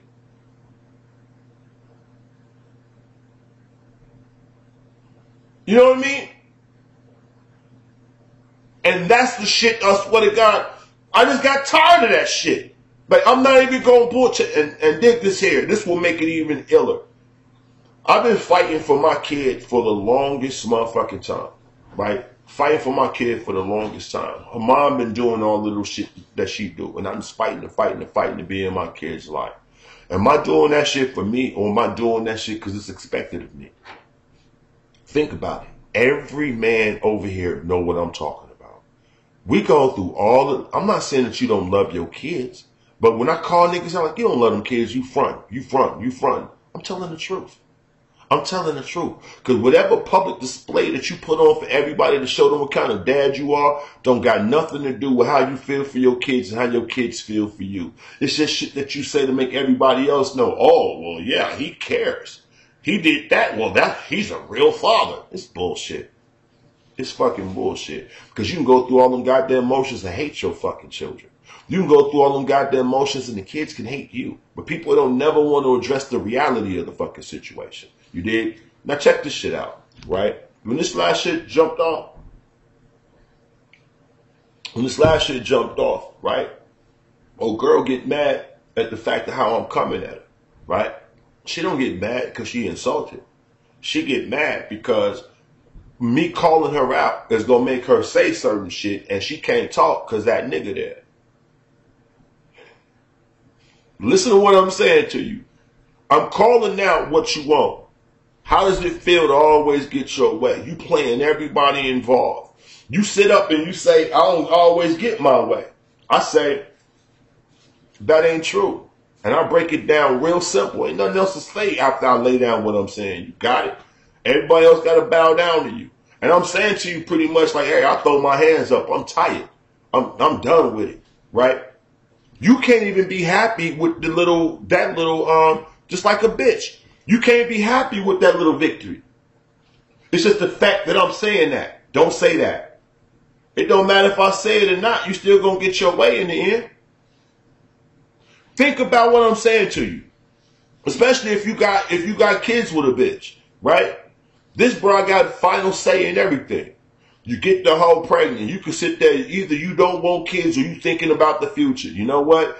Us having a kid right now might not be the wisest thing. Let another bitch be sitting there when you say that. What kind of evil? You want her to have an abortion? You just heartless. It's a child. It's an innocent child. This innocent life gonna be lost. Blah, blah, blah. And if you can't afford to have a baby, then you should think about that before you lay down. Well, I wasn't laying down by my goddamn self, bitch.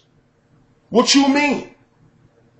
Oh, I'm wrong for busting a nut, but that bitch ain't wrong for producing an egg? What? I should have been conscious? Okay, cool. We'll deal with that. The whole world is my fault. I got you. All right. So, now I don't got no say over the fuck this child being born or not. Right? Now, say, for instance, you get the bitch pregnant and you want the kid and she don't. You don't have no right to tell her what to do with her body. So you can't win and you can't fucking lose. So she brings the fucking child into the world. Now, because of that, right? Because you have the final decision of whether this life is born or not. You have the decision. It's your motherfucking body. Because without your body, we can't have this kid. The kid is fucking born. Now, since I created the child, then the responsibility is on me to provide for the kid's material needs. Because I'm the man, I'm the provider, I'm the hunter-gatherer. So by society's dictates, I'm supposed to go out here, secure money, make sure they have shelter, clothing, blah, blah, blah. Right? What does the mother have to do? Nothing. The mother don't have to do shit. Understand what I'm saying to you. I'm not trying to, and if you say that, motherhood is about, shut the fuck up, bitch. Mothers don't have to do nothing. All they have to do is be present. Because mothers are worshipped from day one. As a man, your mother's the first woman you fall in love with. You know what I'm saying? Usually, your mom is the archetype that you use towards any fucking woman you gonna be with because her treatment of you lets you know when somebody loves you is like. Or there's a lot of people want to get a woman who's like mom was to dad or how mom was. They want a woman with those qualities. They don't want to fuck their mom. They want a woman that's going to take care of a man the way mama took care of them, so forth and so on. But what do mama do? If a man has to go out and make sure all these needs are met, what the fuck does a woman do? She bathes the child? Shouldn't she? She loves on the child? Shouldn't she? So if you're doing things that you're supposed to do as a man and you don't get no extra fucking praise, why do women get so much? And then normally they don't have no regard. They don't have no regard for nothing else outside of their own goddamn feelings. It's how they feel about childhood. It's how the kids get raised. It's how they feel about this and that and what the fuck ever. Right? They got the last say in all of that shit, but they can always play you left. Right. Going back to my situation. For 10 years, I've been dealing with that. More going on 11. For 10 years, you know what I'm saying? For 10 years now, I've been dealing with that. Just lunacy. You do what the fuck ever, but because I'm the father, I'm supposed to do this and do that. You can go do what the fuck ever because I'm the father, I'm held to this responsibility and to that and to this and to that. Meanwhile, time is just going by and I'm missing mad milestones with my child. To the point like, I'm not making no plans no more. I'm sick of making plans and then they not come through because this motherfucker is some stupid shit. So this last situation, when I saw what was going on, like a whole bunch of other situations, I could have kept it real playerish and not said nothing, just kept it, you know what I'm saying? Kept it smooth. You know what I mean? But I'm like, why am I always got to put up with this bitch's stupid shit? I always got to modify mine. You know, let me tell you what did it. I really want to tell y'all what did it. Like, it just set me off, right?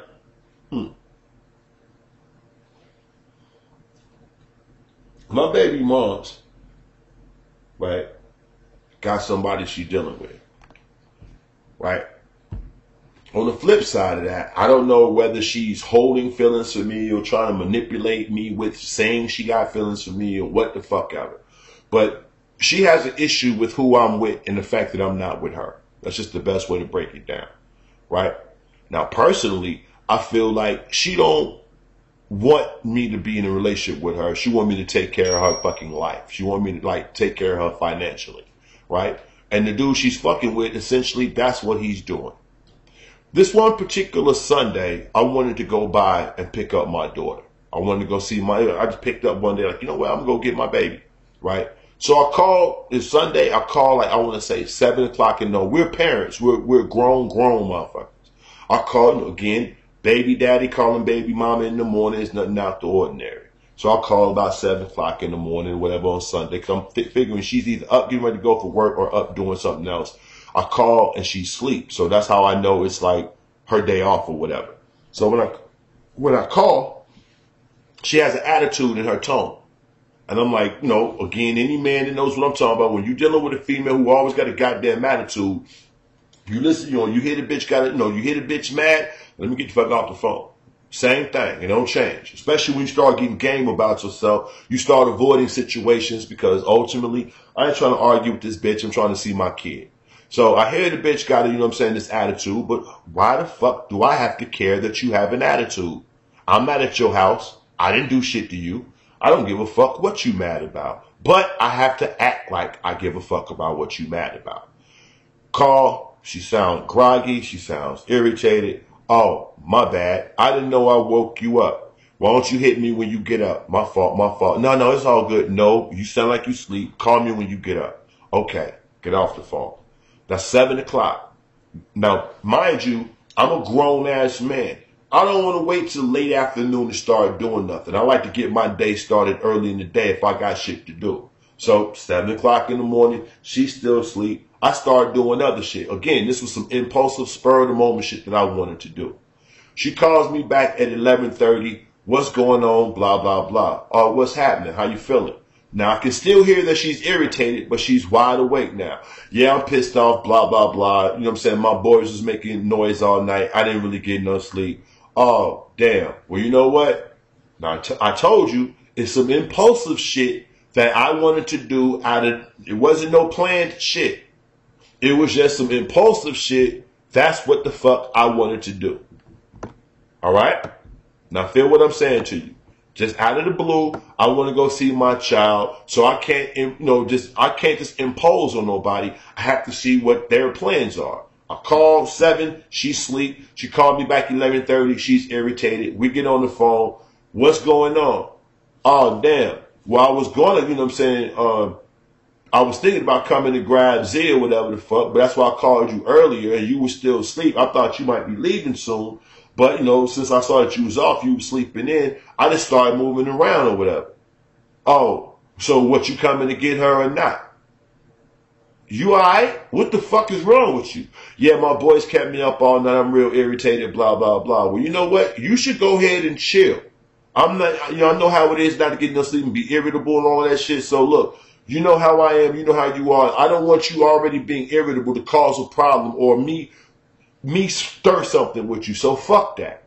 Right? Well, you gonna come, you gonna come, you gonna come. Nah. Well, I can tell my dude to come.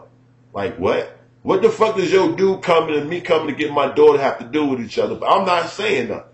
Right? But she's real apprehensive, acting real irritated. Now that's 11 o'clock. About, let's say 5 o'clock that evening, my daughter calls me. My daughter calls me, old girl's on the other, like she's calling me from the house phone, old girl's on the extension. So my daughter say, hey dad, old girl's like, what's up? Hey baby, hello, what's going on? Hey, what you up to? Blah, blah, blah. You sound like you in better spirits. Yeah, I'm just chilling, so and so. Right quick, where your dude at? He's downstairs. He's downstairs. Let me ask you something. Earlier when I called, what was you irritated about? Because he was calling me, asking me to come out here, and I didn't know what you was going to do. If that was the case, when I was telling you, nah, go ahead and go back to sleep, why you didn't just let that shit go? Because I know you wanted to see your baby, blah, blah, blah, blah, blah. But your dude wanted to come see you, so you trying to, like, what, make yourself seem like you in the middle or something? Like, I could have came, pulled up, blew the horn, and she could have came outside, and, you know what I'm saying? Like, I didn't have to, like, come in the house and no shit like, I don't understand why you turning this shit into an issue. Well, nah, blah, blah. And she's talking, you know how bitches talk when they front with another person around? So she's giving me this phony ass fucking air. And I'm like, yo, how does it feel to always get your way? And that's what set this whole shit off. Like, I knew it was some bullshit that she was tripping on, but I couldn't put my finger on it. When I ask you what's bothering you, you tell me some stupid shit, and that don't make sense. Later on, when you done got your way, essentially, you don't have to worry about her father coming to get her, which will make you, uncomfortable because dude has a problem with me.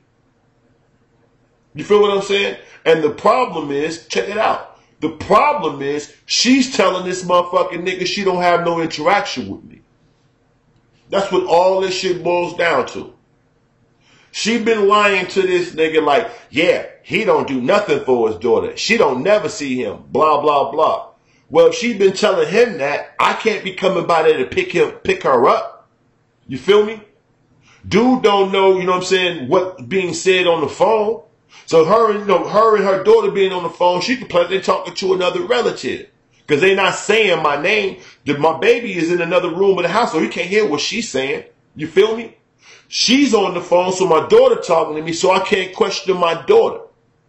And I put all that shit together in seconds, like, how does it feel to always get your way?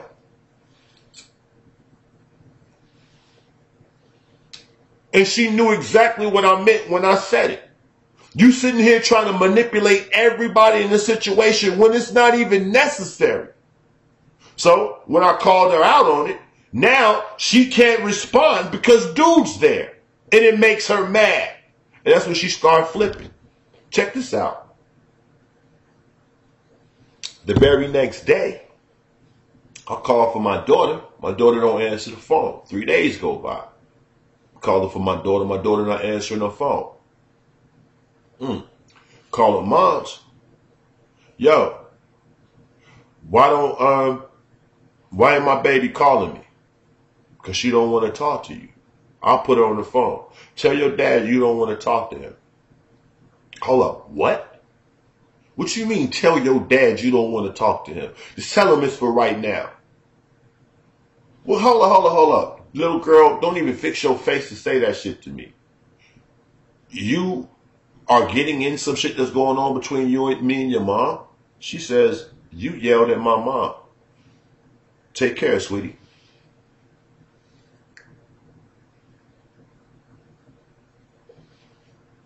Do you feel me?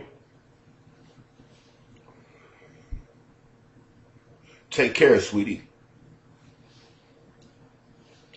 Ain't no more arguing. Ain't no more fighting. Ain't no more going through that. Little girl has no idea what's been going on between me and her mom, the sacrifices I done made, and I'm not going to make her feel bad about that shit because I'm doing what I'm supposed to do. But when a 10-year-old child tells me that she's being told to punish me and she's doing it, nah, I'm going to holler at you later. You take care. See, it ain't about ego. It ain't about I'm the better parent. It ain't about none of that dumb shit. It's about, oh, that's what you think this is. No, you got me fucking mistaken. No. I've been doing what I had to do this entire time. See, what people don't understand now, this is how you get raw dog on motherfuckers. I was an abandoned child. See, people real quick just holler that shit when they trolling. Like Beasley, your mama didn't love you, and all that old dumb shit. But think about it. She didn't. You think you could hurt my feelings with, your mom didn't love you? Get the fuck out my face. Because ain't nowhere written where your mom's supposed to love you. It's just better when they do. It's practical. It's beneficial. But it's not any goddamn rule book anywhere that says anybody have to give a fuck about you. I learned that the hard way. Nobody gives a fuck about me. So the person I break my neck for, the person I go through, remember, I got 4 kids. The child that I was there from the motherfucking beginning for. I didn't find out about her when she was up in age. I didn't find out about it because her mom was out of town or some old bullshit like that, or I was in the military. This is the child that I was there the day she came to earth. I've been there since day one, sleeping in cars, going through hell for this fucking child with this stupid bitch who's sending me through shit just to do it. Just to do it. Putting up with every fucking thing. Then, when she already getting her way, when she's already in control, I have to operate in her motherfucking rules. I have to bow my head just to be in this kid's life because that's what I'm supposed to do. And you still playing when it ain't no need for it. Dude know you got a kid with other motherfuckers. He know that that person has to do something for the kid. But you can let this nigga get in the way of this father being in his child's life with clear conscience? Okay. After complaining about how your first baby daddy didn't do shit for his kids? Okay. Okay. Well, hold up. Let me make it sweet for you. What my daughter did wasn't something that was like out and out wrong. What my daughter did is what kids do all the time. Kids always play one parent against the other for the benefit of the moment. Like, for instance, if kissing up to her mom at that moment is going to guarantee her, say, for instance, she wanted her mom to buy her something. She don't realize that taking her mom's side in that argument is going to make me feel something. She's only on what she's on, despite the fact of me teaching her not to be on that. Remember, her mom is the most dominant presence. Her mom, her grandmom, and all of them. So she's going to go along with the popular, you know what I'm saying? She's going to go along with the popular consensus. The popular consensus is act like this towards dad when mom is mad. That's all that was. You feel what I'm saying? That's all that was. It was fronting for mommy. But it was under me and dad cool. Me and dad have a relationship. Dad gonna understand while I'm doing this. But at that moment, normally dad does understand what's going on and dad goes with the rhythm. This time dad was like, you know what? Fuck this shit. So when she played her hand, my daughter played her hand. She had no idea that I was at the end of the road with that shit. She's only going in the moment. That's why I can't punish her. She's a kid. She's 10 years old. She don't know no fucking better. That's what kids fucking do. But for her mom to put her into an argument that we having, you know better. You made my child make a decision. When my child back against the motherfucking wall going in the motherfucking moment, hold on, you keep going with that moment. Like she's probably making herself comfortable in her environment. See? That's what fucking kids do. Because if she would have took my side, what would her mom treated her like? So it's understandable. It ain't no shit that you fucking like, but it's understandable. But when the shit happened, my first thing is, I'm going to talk to you later, baby. I'm not even about to go back and forth with you. That's going to play itself out.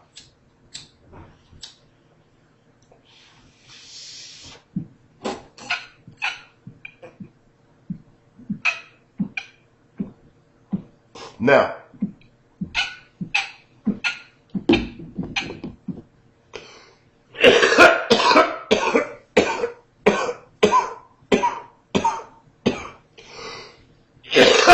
excuse me, y'all.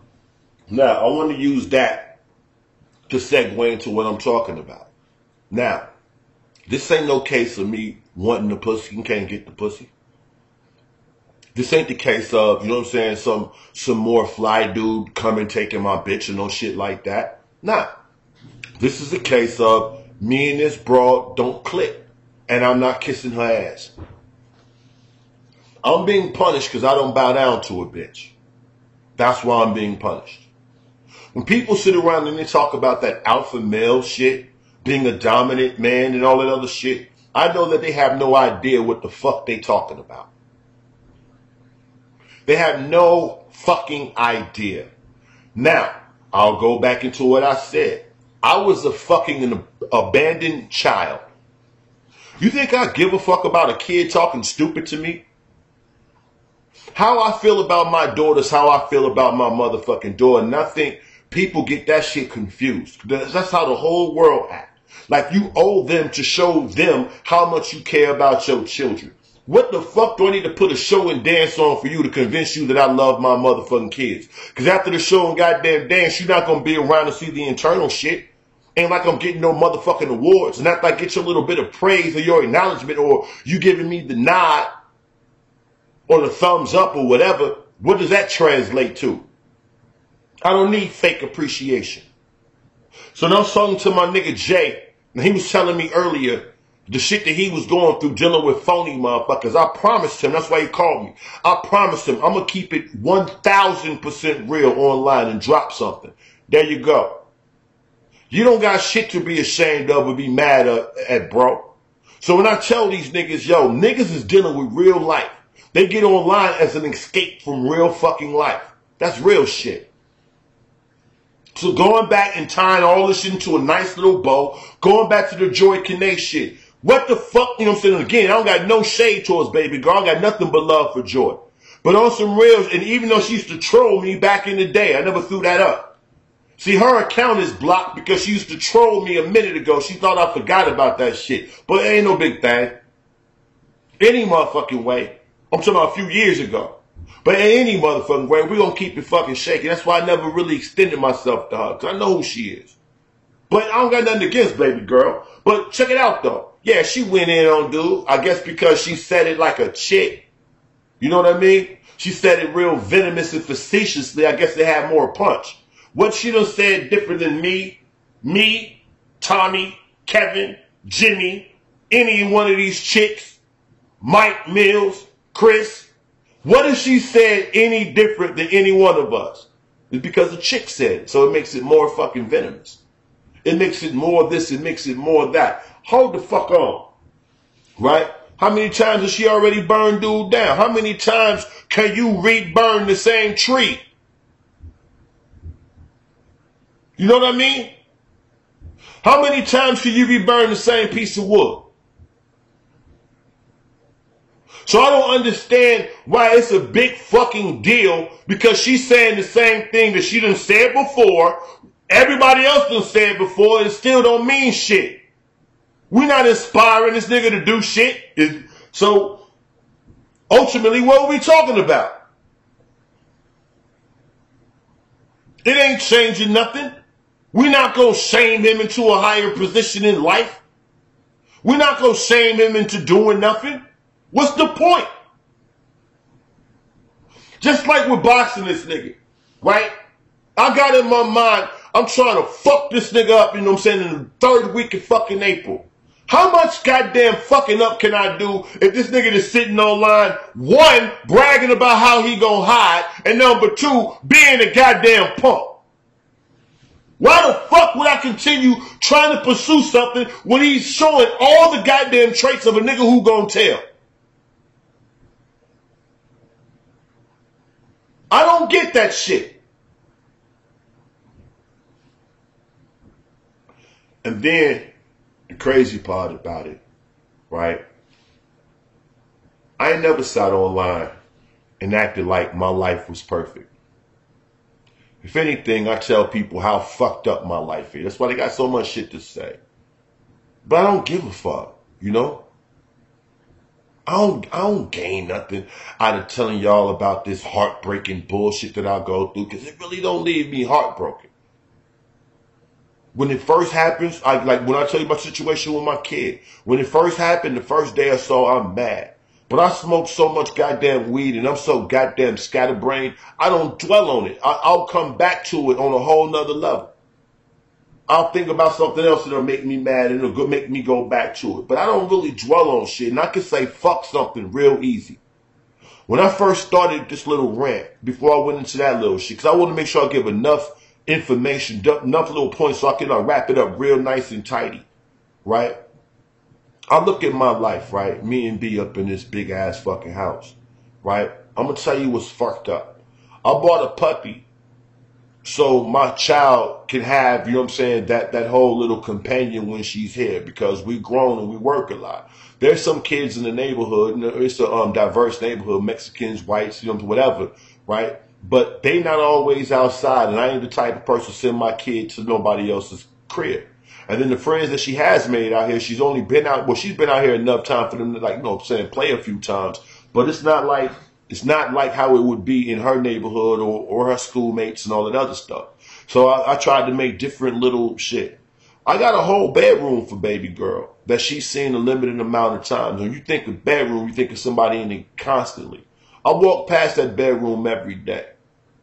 You know, when we do laundry, we take the shit out the dryer, we put it in that bedroom on the bed and fold it up in there. You know, it's right next to the damn where the wash and dryer is or whatever. You know, like every time I'm in there folding up clothes, I'm looking around the room, I'm thinking about my child. People don't know, like, what it's like to be constantly tortured with your fucking life. Real shit. To be constantly tortured with your fucking life. When I walk through this motherfucker, right? I see more and more shit that I want to fucking do, which entails more and more money, which entails me hustling and finding different ways to have money coming in from different angles, because you can't hustle 24 hours a day. So you need to be generating money on different angles, because every little bit counts, right? And then I'll look at it like there's certain things that I could take advantage of, but I'm like, I can't because of what they represent. And like, yo, this is right here in my face. You think I'm not tempted to sit up and beg for contributions like everybody else just for some extra spending money? You think you think it's real easy to like talk shit about every fucking body else and not to exploit it when you know you got a bigger fucking audience and could? Like, I'm just being 100. You think I'm not tempted to do the shit from time to time? Fuck these little bullshit little missions I want to go on. I'm like, on some real shit. Now, most of the time it's like, help me get back what I done already put into it. Is that too much to ask for? But nah, fuck that. So I'm not pushing nobody else's music other than I'll play your shit. But I'm not extending myself towards people like that no more. For what? So yeah, I think about the contribution shit, but I'll never ride it. Then since I've talked shit about the people that do it, I feel even fucking more compelled to not ask for the shit. But going back to when I walk through this motherfucker and I think about what I need on the fucking daily and how to get it, and I'm sitting up stressing over that shit. constantly making sure I'm getting this little couple of dollars, this couple of dollars, this couple of dollars. I've been trying to cover and balance and go through all these different changes, like all kinds of shit to make sure everything is fucking covered. And I watch a motherfucker who ain't doing shit. It makes me mad than a motherfucker. Just like everybody else. It made me mad than a motherfucker. When I sit up and I listen to a motherfucker who couldn't even maintain a relationship while he with a motherfucker every goddamn day. You with this bitch day in, day out and can't keep this hoe happy. As evidenced by the fact that you're not with this bitch no more. And you want to insist to another motherfucker that you could have gave him the fail-proof way to make sure his bitch was happy. Okay. That's the shit I'm talking about. That's the shit that I'm talking about. What makes you qualified to tell any... No, I could tell you the perfect way to bullshit your bitch and keep her around. You stupid because you didn't bullshit your bitch the way I told you to. Nigga, you couldn't bullshit your bitch no more. That shit ran its course. But that's what everybody's supposed to buy into. Something else I never said before. One thing that I don't respect, right? I don't respect the nigga who don't know his position. I can't. I cannot. Am I going in now? Can y'all determine when somebody really going in? Can y'all tell when somebody really keeping it all the way straight, all the way funky, all the way a buck? Check this out, right? Because I don't know how to deal with females' irrationality, right? I don't know how to deal with that. What I mean by that is when a female start getting all these, like I'm talking to a woman and she, I don't know how to deal with that. I don't know whether I'm supposed to hug the bitch, slap the bitch, ignore the bitch. I don't know what the fuck to do. So I tell the bitch to shut up. Stop crying. I don't know what to do with that. And I think that if you stop doing that, it saves us a whole lot of problems.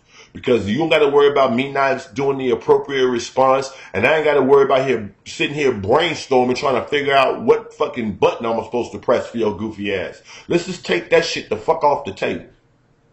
It might be a little callous. It might be a little selfish. But I'm being fucking straight up. I don't know how to deal with that shit. Number one. Number two. I'm so fucked up and I'm so goddamn self-centered. When you start crying, the first question I ask is, why am I supposed to care? I'm sorry.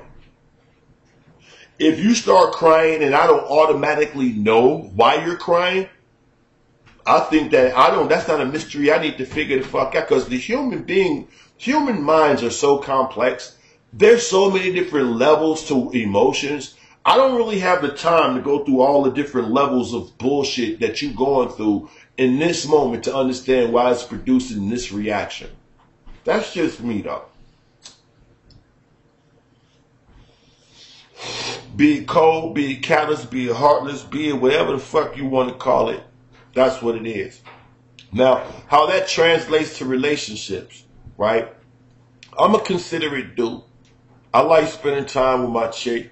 You know what I mean? Making my chick happy, making my chick smile, laugh, all that old bullshit, right? Because that's what I like to do. I don't like meeting motherfucking bitches who expect that shit. When chicks come along and expect something from me because she's a chick, that shit makes me mad than a motherfucker and it results in me treating her like shit. The only difference is between me and a whole lot of other dudes is I've been able to identify it and I keep it out of my life. Right? I'm not a dude that settles. What I mean by settles is I don't fuck with somebody because of superficial looks or because of the way they built or because of the reputation it affords me. None of that. I fuck with people for what I fuck with them for. That's just what it is. Right? And if you can't understand that, then obviously you got some shit going on with you. As far as I'm concerned, because I'm only dealing with what works for me. Like most people. The only difference is I know how to put that shit to terms. See, a lot of people out here in the world is mixed up on trying to be something for everybody else while trying to remain true to themselves. You can't play both sides. Is anybody following me right now? Are y'all following me? Does anybody feel me? Before I go any further, do y'all understand where I'm coming from at this stage in the game? Am I making sense to anybody?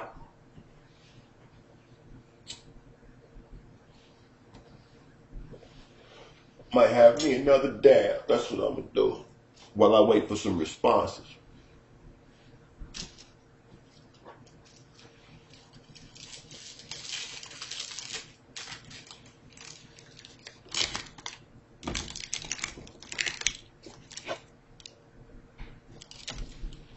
Okay. We appreciate you. Enough for you. Already Milan, Leonard, Chef Boy. My nigga Uncle Fair Play. All right. I dig this.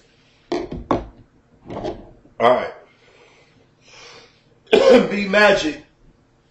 Now again, I'm not trying to come off hard. I'm not trying to come off tough. I need y'all to understand that.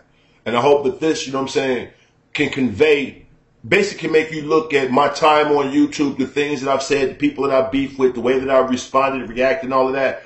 Maybe this now will explain a lot of things. And, you know what I'm saying, make you get a better grip on, I don't think of myself of being on no high level, super cold blooded shit. I'm just me. That's it. I lost a whole lot of those illusions a long time ago. I got over myself a long time ago. You know what I'm saying? I got humbled by the fucking world. When I was thinking I was every goddamn thing, I found out that that shit didn't translate to nothing. I learned the harsh realities of what's going on. All right? Now, with that, right, I spent the lion's share of my time trying to fit in when I was younger. Because I didn't have a family. You know what I mean? The friends that I had, the friends that I grew up with, the niggas I was in a rap group with, I couldn't stand these niggas. I still can't stand these niggas. Real fucking talk. I'm talking about I was cool with motherfuckers for damn near 30 fucking years and I couldn't stand to be around these niggas for more than an hour at a time. I'm not even bullshitting.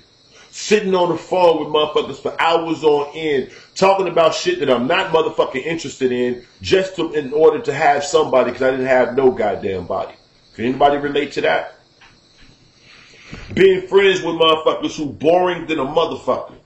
Being friends with motherfuckers who idea of funny shit ain't fucking funny.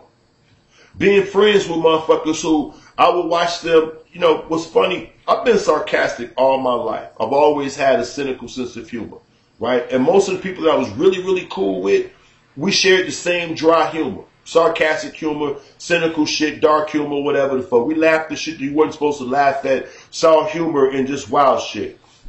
And I watched people who tried to embrace that cynical sensibility, right? And it wasn't cynical, it wasn't dark, it wasn't sarcastic, it was just mean.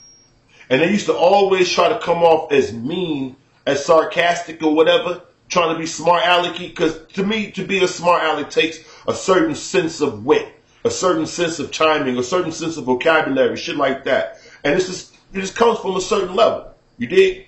And I used to watch people try to like come on the level that me and the people that, you know, we interacted with, not in jokes and all of that.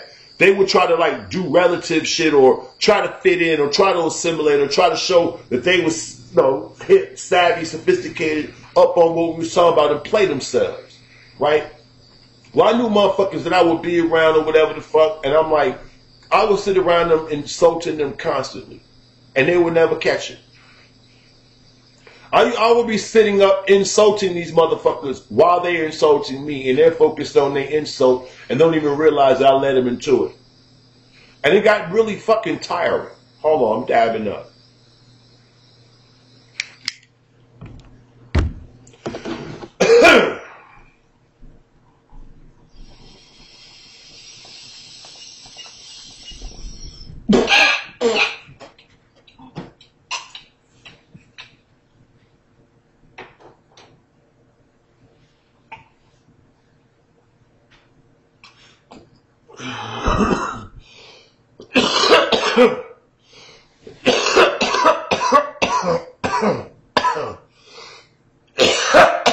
Good googly goo.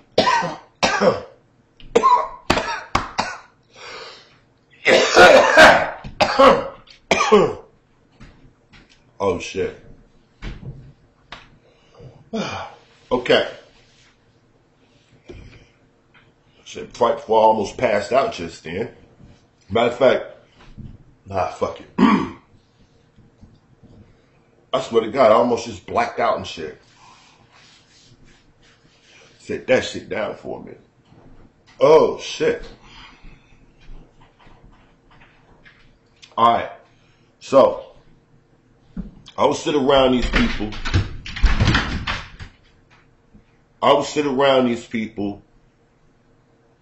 Because, like, I would be around a certain crowd, right? And I'm around this crowd of people, and it's always about some crime. You know what I mean? It's always about some bullshit. It's always, let's go do this dumb shit. Let's go do that dumb shit. What the fuck up? And you get tired of that shit. You know what I'm saying? You get sick of that stupid ass just, damn nigga, why the fuck you want to go do that dumb shit? You know what I mean? Then there was another crowd that was like all about fronting on niggas and stunting on niggas and shining on niggas and getting the most attention when, you know, we went to gatherings and shit like that, you know? And I ain't no real attention starved dude. And you out with motherfuckers, nigga, let's ride in this car. And we don't have to take your car. Let's take this car. What makes your car better than mine? Because my car got all these things on it. And that don't mean shit. Because when I'm ready to go, I still got to wait for you to get back to my car. Fuck that. It's not about that. It's about transportation for me. It's not about all this bullshit. But with these niggas, it's all about making an interest. We can't be the first motherfuckers there. We got to come at a certain time. We got to do this and do that. And then the bullshit they doing to wait till this time is just like, come on, let's just go. You know what I mean? And it's that shit. You know what I mean? Then you got the motherfucking niggas, these cats. They don't go nowhere. All they do is hang around each other. That's it. All they do is hang the fuck around each other. And they all related. So they got reason to hang around each other. But they hang around each other and hate on each other and talk shit to each other and front on each other. And why the fuck do you want to come around that? And then you come around these motherfuckers, and there's a group of motherfuckers who all like LA. They not living in their mom's basement, but they one step away from that. They all living fucked up. Everybody's life is fucked up. And they all sitting there talking shit about each other. And then you walk into the room and you doing better than everybody in the motherfucking room. But they all looking down on you for how you was when you was 17. Remember your mom was alcoholic? Remember you was homeless? But I ain't homeless now. And fuck my mama. So you just think you the shit cause I think I'm the shit cause you think I was going to be that same motherfucker that I used to be, and I'm not that no more. Real shit. Did y'all know that a couple of the people that troll me are the people I'm talking about?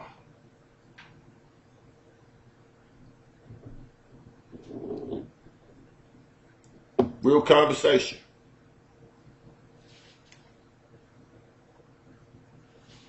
They come in and they'll say some shit like Lily. I know it's other motherfuckers from the internet, but when it's people from my private life, I know who it is because they'll type certain shit. They'll type certain shit. Like the first time somebody called me Stylz on here, right? I had never told people that my partners called me Stylz. So when that nigga typed that shit, I knew exactly who it was at the moment they typed it. I had another person come in and troll me, and they referred to something that only me and them would know about. They took for granted that I made a video talking about it, and I hadn't. That's how I knew another motherfucker trolled me. Another bitch, check it out, somebody from the show, right, who made a big-ass gesture towards me one time, right? This bitch been trolling me for more than a fucking year and don't think I know. And because I never acknowledged her, I never said nothing, this bitch had to call me. Hey, and I didn't answer. Hey, yeah, I want to talk to you. I want to ask you some questions. So I waited, heard the message, waited till my birthday. and called back. Left a message. Motherfucker ain't called me back. You have people messing with me from my real life. No, actually, I have the people from my real life, right, what they was doing, and it is fucked up. They was going to all my pages, looking at what I was doing, and then coming back like, you ain't shit because of that. Like, it may sound crazy, but it's like the people that I know that's hating on me, right, what they're hating on is the shit that I've done.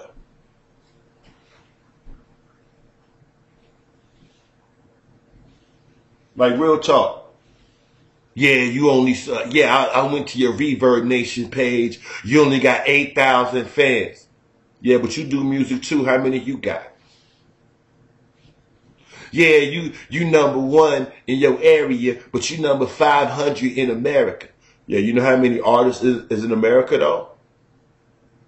Shit like that. Yeah, these motherfuckers don't know that you used to be homeless and sleeping on the train. Yeah, they do, because I told them. So-and-so was a hoe. Yeah, I talked about that too. Shit like that. It's like that, how dare you try to be popular? That's really what it boils down to. How dare you try to be popular without us? That's a better way of saying it. Because remember, this is part of a crew that I used to be with. When I went out, I repped this crew. Now, this is the same crew that everybody we was with, everybody that came up, even when me and these niggas was cool, I used to ask them, why y'all hating on everybody? Why y'all making fun of what everybody do? Y'all ain't doing shit. Yo, check this out. I know a motherfucker. I got one for you. Y'all gonna love this. And I told the story. And he was the motherfucker who came with that Stylz shit. That's how I knew it was him. Right? This nigga, long story short, it was 3 dudes. Used to hang out all the time. One dude had a baby mama. The other 2 dudes was cousins. I'm gonna need to make up some names. You got Tony, Billy, and Larry. Okay, Tony, Billy, Larry. Tony got a baby mama. Tony and Billy are best friends. Larry is Billy's cousin. Larry and Billy stay together. Tony and Billy hang out all the time. Tony baby mom is always coming over to Billy's house looking for Tony, but Tony be dipping out to hustle. So we get to the point that Tony's baby mom ain't got nowhere to stay, so she just be staying at Billy's house waiting on Tony to come so they can go do their thing while he hustling all day. Because he stayed with his grandmama and she can't stay there, so he hustle up money so they can get hotel room because she's pregnant at the time. All right? While she's coming over to Billy's house, Larry and Tony's girlfriend, let's just call her Tanya, right? Larry and Tanya are arguing and fighting all the time, right? So you think that Larry and Tanya hate each other. Low key, Larry and Tanya is fucking, right? This is after Tony's baby is born. Then, when Tony's baby is born, Tanya all of a sudden stopped letting Tony see his baby. They start getting into it or whatever, but the more she's getting into it with Tony, the more she's hanging over at Billy's house, right? Her and Tony go ahead and break up. Find out that Larry been fucking this bitch the entire time. While Larry's fucking with Tanya, Tanya's keeping Tony's kid away, and Larry won't say, let him see his kid. She's keeping the kid away because now she's fucking with Larry. Right? Now, Larry get the bitch pregnant. When Larry gets the bitch pregnant, remind you, this is somebody he was tight with. When Larry gets the bitch pregnant, well, his mom and dad are preachers. Well, he has to do the right thing. So before he tells them that she's pregnant, he go ahead and propose to the bitch and start setting up a wedding.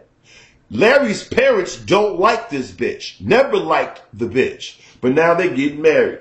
So they get motherfucking married. She has Larry's fucking kid. Right? Now, Tony is still hanging around Billy, who's Larry's cousin. who ain't never left the mix. They still best friends. So now Billy's cousin is having a kid with his best friend's baby mama. So he's in the middle. So of course that drives a wedge between Tony and Billy, right? Not because they have a problem with each other, because Tony not going to put that shit on Billy, right? Well, Larry, who's now married to Tanya now, right? They have 2 kids now. So it's 3 kids in the mix. Then they have a 3rd kid. So now it's 4 kids in the mix, right? Well, now Larry decides he's going to start cheating on Tanya. After they buy a house, mother and father bought him a car. They just got a new fucking house. Everything is going awesome. He just started working at United Airlines. She's doing whatever. They're getting their guap, house is straight, kids is straight, everything is straight. Now, this lame nigga finds out how how women find married men attractive. Up to this point, he wasn't getting no pussy all like that. Now he's married, bitches throwing pussy left and right. Well, he goes and he fucks around on this dirty bitch, and the first thing she did, divorce. She divorced him and kicked him out the house, kept the new car, fuck you. Now, he's back at Billy's crib.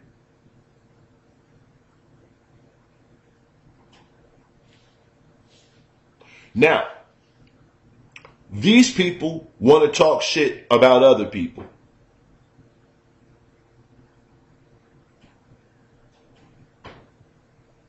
Those are the type of people that talk shit. That's the shit that I'm talking about. Niggas who sit up and do dumb shit, and then you ask the motherfucker, I'm talking about some real man, why you do that shit? The nigga's reason, I've talked about this before. The nigga's reasoning was, I give her 75% of my money and 50% of my time. She shouldn't have a problem if I do something to have somebody on the side.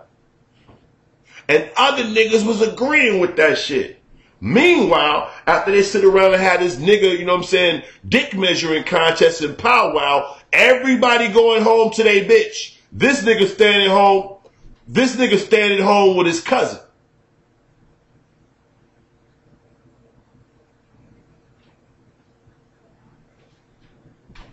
You feel what I'm saying? They sitting up telling you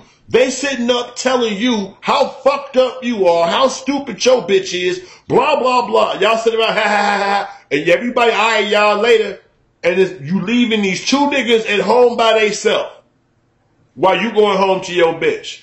And they think that you taking what they saying seriously.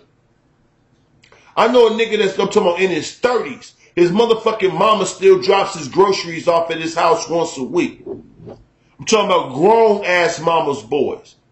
Real fucking talk. I can't stand them niggas. And I'm not, it's a nigga in that little something. I know a few niggas who grown ass mamas. I know a nigga that's my age, 46 years old, will not cook for himself. Be on some mommy, what you make me for dinner shit. Nigga bought a house, gutted it, renovated that motherfucker from basement to ceiling. Renovated this whole dope ass little gray stone building. Gutted this bitch, completely redid the whole shit fresh to the motherfucker, right? First thing he did was move his mama in. First thing before he bought himself proper fucking furniture, before he bought himself a lamp, he moved his mama in. I'm like, you dependent bitch. Real motherfucking conversation. Not to take care of her. I'm talking about his mom is making ugly money. Ugly money. I'm talking about his mom is clearing damn near, I'm talking about 6 figures damn near. Getting ugly money. And they don't have no good relationship. First thing he did was move her in. And I'm like, man, that's wild as hell. And not because he's doing some old honorable son shit. He want his mama there. This shit crazy as hell. I know a bunch of niggas that suck like that. I know a nigga, right? This nigga, how old is this nigga? Because he's older than me. So I'm 40. This nigga 49 years old, right? I guarantee you, this nigga's jumping between his ex-wife house, his bitch house, and his mama's house. That's his 3 residences in a circular fashion. Baby mama's house, ex-wife house, mom's crib. Wait, a bitch that he's fucking with, they basically was another nigga's throwaway. I told this story too. This nigga, basically, if you want to get rid of a bitch, all you gotta do is put in front of this nigga, he gonna run with the hoe. That's just the type of nigga. He ain't never pulled a bitch on his own. Every bitch that he fucked with came from a nigga that he know. No bullshit. Alright. Long story short, he's like basically the crowd vulture. Long story short. Alright. Now, this nigga 49 years old. At the time last time I saw him, I was like 42, he was 45. Dude told me, yeah, I'm over here in Hyde Park at my mom's crib, blah, blah, blah. We gonna hook up and go do this and do that. At the time, I was still hustling a little bit, you know what I mean? So I still had ugly connects and shit. So my man wanted to get some dope, real conversation. He wanted to get some dope. Because he's gonna fuck with this bitch who do dope, and he was gonna go do some dope with her and then dope dicker and all this other shit. I ain't never did heroin, so I don't know nothing about it, right? So dude was like, yeah, man, can you get me some dope, blah, blah, blah, blah, blah. I'm trying to spend $100. So I'm like, yeah, I could probably make a couple calls or whatever the fuck, have a conversation, but I don't, you know what I'm saying? I don't fuck with it like that. I don't, you know what I'm saying? I don't know nothing about it all like that. I ain't never hustled it. I ain't never dealt it. I know motherfuckers who got that shit or whatever the fuck. What you need some dope for? So he tell me a little breakdown or whatever. And I'm like, yeah, whatever, man. I don't really give a fuck and I don't judge. So I'm like, all right, man, I'm on what I'm on. So as I'm on route to this nigga's crib, he at his mom's crib. Again, I say. And this nigga was like, hey, man, I'm about to go ahead and make me something to eat and I'll be ready to go. And I'm like 5 minutes away when I call him. And I'm like, all right. And then he starts telling me what he gonna make.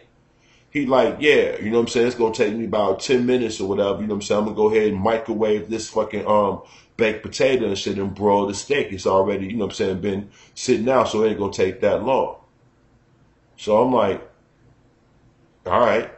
And he's like, yeah, you know what I mean? I can't just get out there or whatever, you know what I'm saying? I'm about to have me a quick.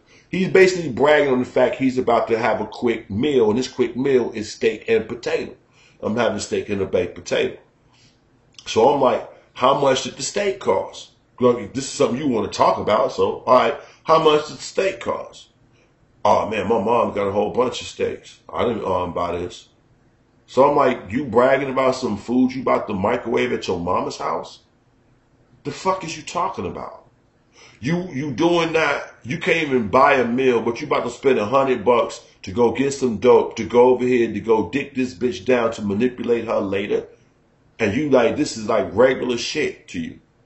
Anyway, long story short, when I got to his crib, my man started breaking down how his life was just a series of different like little maneuvers that he was doing to facilitate getting high, fucking with bitches. And basically, I'm going to go over here because at so-and-so time because she said she was making dinner. Then I'm going over here to do blase blah. I'm going to crash over here because tomorrow I need to go so-and-so and it's closer to be here.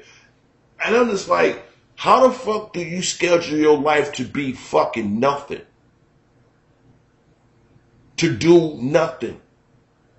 And I know a bunch of motherfuckers like that. And I'm like, every time I sit back and I see these other dudes online showing me like variations of shit that I'm already familiar with, I'm like, I don't think people understand why I get so goddamn disgusted. That's why I stay to myself. That's why I don't go around motherfuckers. I get sick of fronting ass niggas. I get sick of going around niggas who get mad because you don't go along with they lie. I don't like going around niggas who on some bullshit and then you're fucked up because you call them out on it. Or they on some bullshit, they expect your fucking silence because you won't be silent, or because you'll point it out, then they feel violated. How come you know you don't feel like you violated me by expecting me to go along with this bullshit off top? That's how I feel about every motherfucking thing. When these niggas come and they talk about shit like self-roast, I'm like, what the fuck are you talking about? When you say that self-roast shit, you're implying there's something for me to be ashamed of. What are you talking about? Oh, you on that nigga shit of hide your life. Fuck you. That's the problem with all you motherfuckers. And that's why I don't respect most of these dudes. Going back to what Joy Kane was talking about. Right? Yeah. I like Joy Kane. I think she's a cool ass motherfucking chick. But I'm saying, yeah.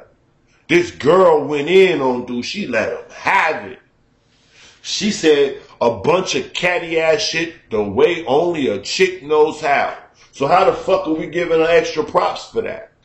She's saying shit a whole bunch of dudes done said multiple motherfucking times. Is what she said that much more powerful? Or is we still kicking a dead goddamn horse? Think about everybody that sits over there. Again, I'm not trying to turn nobody from nobody. Listen to what the fuck you listen to. Right? The support of a person include, I'm going to ridicule whoever you have a problem with. That's what I'm talking about. Cool. You rock with RGR. You rock with the King of Trolls. You rock with Soto Nation. You rock with whoever the fuck you bust stop. You rock with whatever the fuck you rock with. Cool. Rock there. Why the fuck you gotta go tell anybody else like you in a goddamn YouTube gang? Then when you go announce, I'm part of this collective over here, what does that translate to? Like, what does that really translate to? What does it equal? So fucking what? I'm a supporter of a motherfucker that hates his own race. I'm a supporter of a whole bunch of boring motherfuckers. I'm a supporter of a goddamn freeloading, goddamn living in his mama's basement ass nigga. We sit around and do juvenile shit and insult people. Yeah. And you're done. Hey, you're not putting on airs. You're not pretending like you're better than everybody.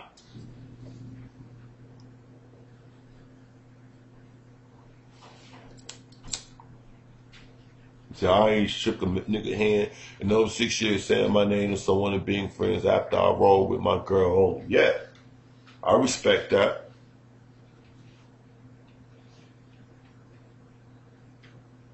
But that's how I feel about all of this shit. I hate niggas in real life. Niggas that think that we cool.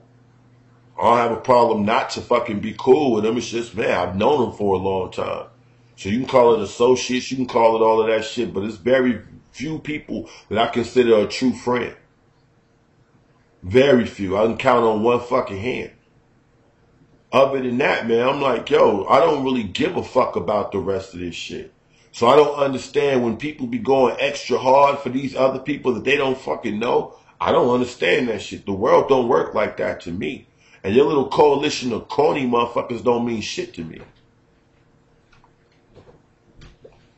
Again, I'll check dude's show out, and it's kind of fucked up because they can let, you can see the chat now. Before, it was like you just had to listen to what these cornball motherfuckers you was, saying.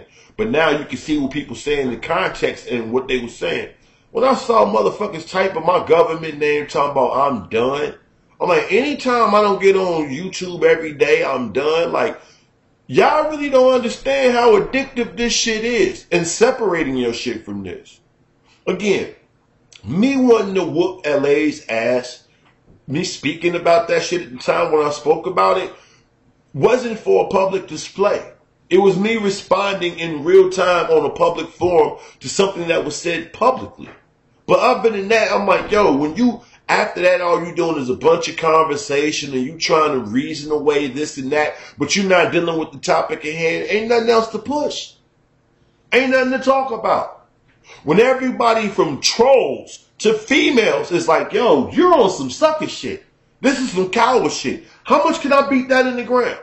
When I say, man, no matter what, I want to come, and then everybody else like, yo, this dude want to come at you, you put it out there, and all you can do is backtrack, and then still at the same speed, talk shit about everybody else, and people just go with that shit. Everybody else is lacking. Man, kiss my ass. Princess, I agree with you. I don't think I should fight either, because it's some setup for some snitch shit. He hasn't addressed this shit on a real level since day one. He has not addressed it on a real level since day one. So I'm like, now it's just like, just a matter of goddamn time for the fucking crowd completely turn on you. And that's just how the fuck they do. They sit back and they hold shit and then they go on it.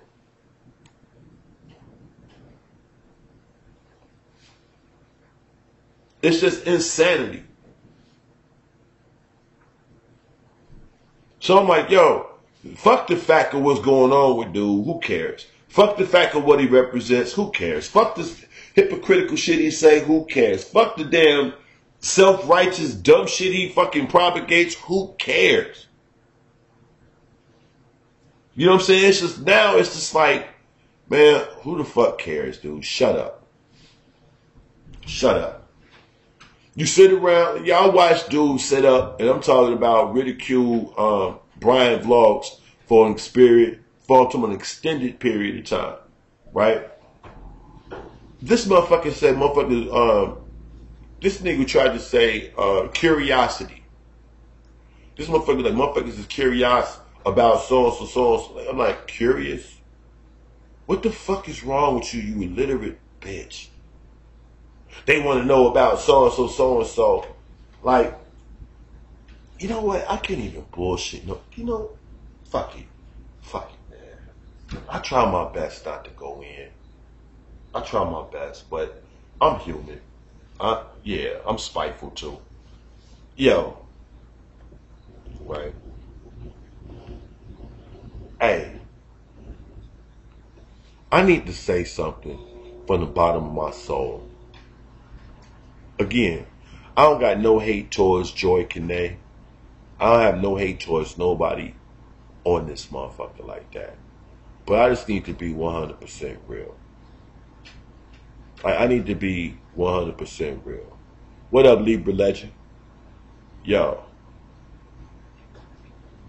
First off, just straight up and down.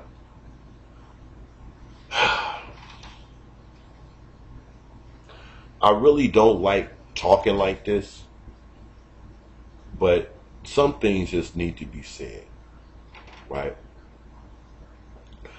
My man sat up, and what's up, Mom's Basement? My man sat up and said some nonsense about how people was wondering this and that about whoever the fuck it is that he, you know what I'm saying, is involved with. This is the first point, right?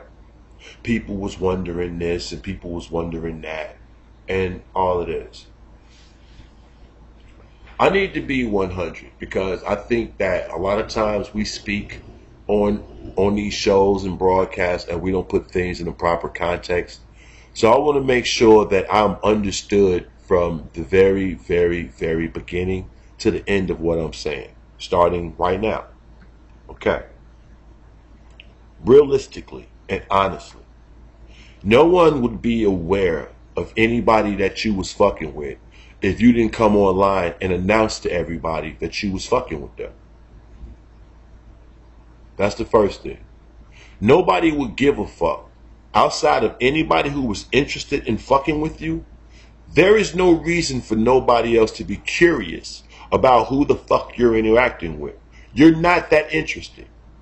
You don't have that energy or that magnetism that suggests that any dude wants to be you, be like you, emulate anything like you, or relate to women the way you do. All one has to do is listen to your conversation and how you articulate your thoughts. You're very one-dimensional and one-track minded at best. So, when you make the announcement that people are curious as to not only the state of the relationship that you're in, but also the persona of the individual that you're dating, don't nobody give a fuck. Truly. Truly. If anybody questioned, it's because people talk about whatever information is relative and on the table.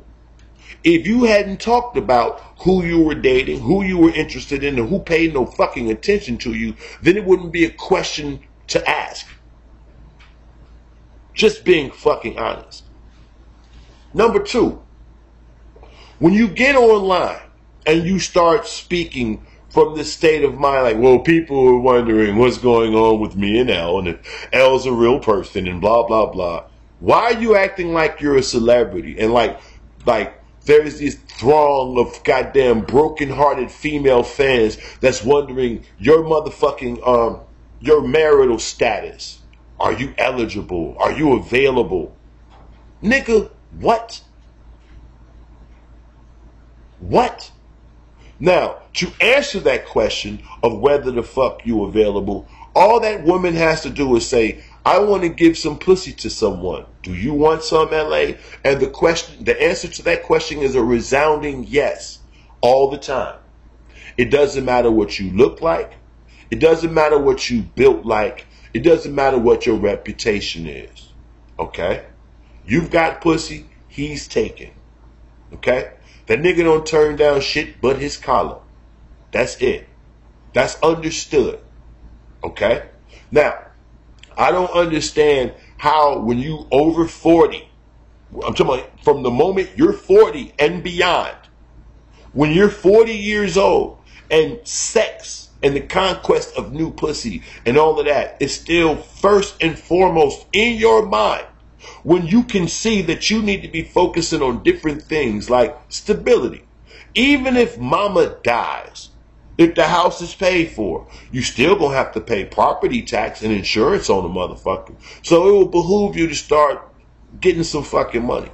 You don't know if mom's is overextended, if she's, you know what I'm saying, behind or anything like that. So God forbid something terrible happens or whatever and you have to assume the reins. Yeah, bro. It's fucked up playing catch up. Learning from a dude who's already doing it. This is real life conversation right here. Talking about you and your relationships and your, and your breakup and all of that, it's just something easy to attack. Don't nobody give a fuck. Michelle was a prize to you. And that ain't no shade to Michelle. I don't know that woman.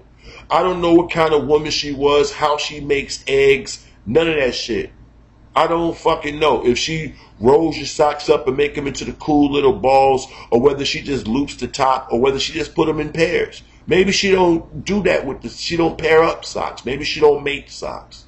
Maybe, Michelle didn't make eggs. Maybe Michelle didn't clean up. Who the fuck knows? But whatever the fuck you thought she was a prize for, only you think it. And that's all that should matter. Give me 1 second.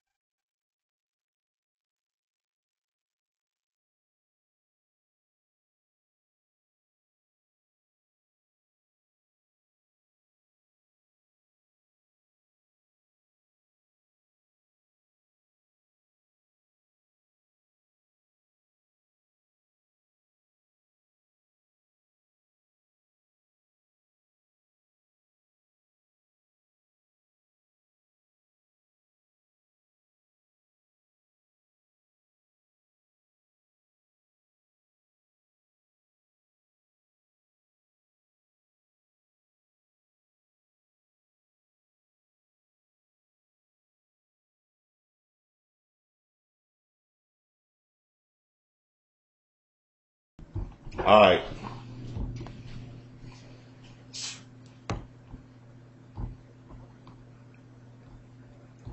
Now, excuse me.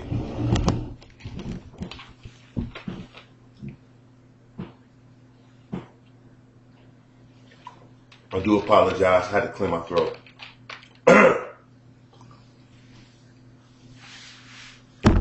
First off, I ain't trying to dog Michelle. Ain't no point in me trying to keep it real with this dude, because he don't understand what's real to me. What's real to me and what's real to him, obviously and apparently, are two different things. He don't have to agree with my worldview, and I don't have to agree with his. But at the end of the day, I don't give a fuck about nobody. I don't mean nobody generally. I'm talking about with this cat. I don't care about nobody in your life. Whether they're in your life, out your life, how they came in, how they left, none of that. It's just shit to talk about. Now, I didn't make that. That's from K Cool. MBM Wasters. Yeah, I love that track. I think I'm going to make that my official break. He made the official opening track, and then I believe I want to use that as the break. I'm supposed to be writing something to it, but I just dig that shit too much. But yeah, that's for my man MBM Wasters. I call him K Cool. That was his name on my original show.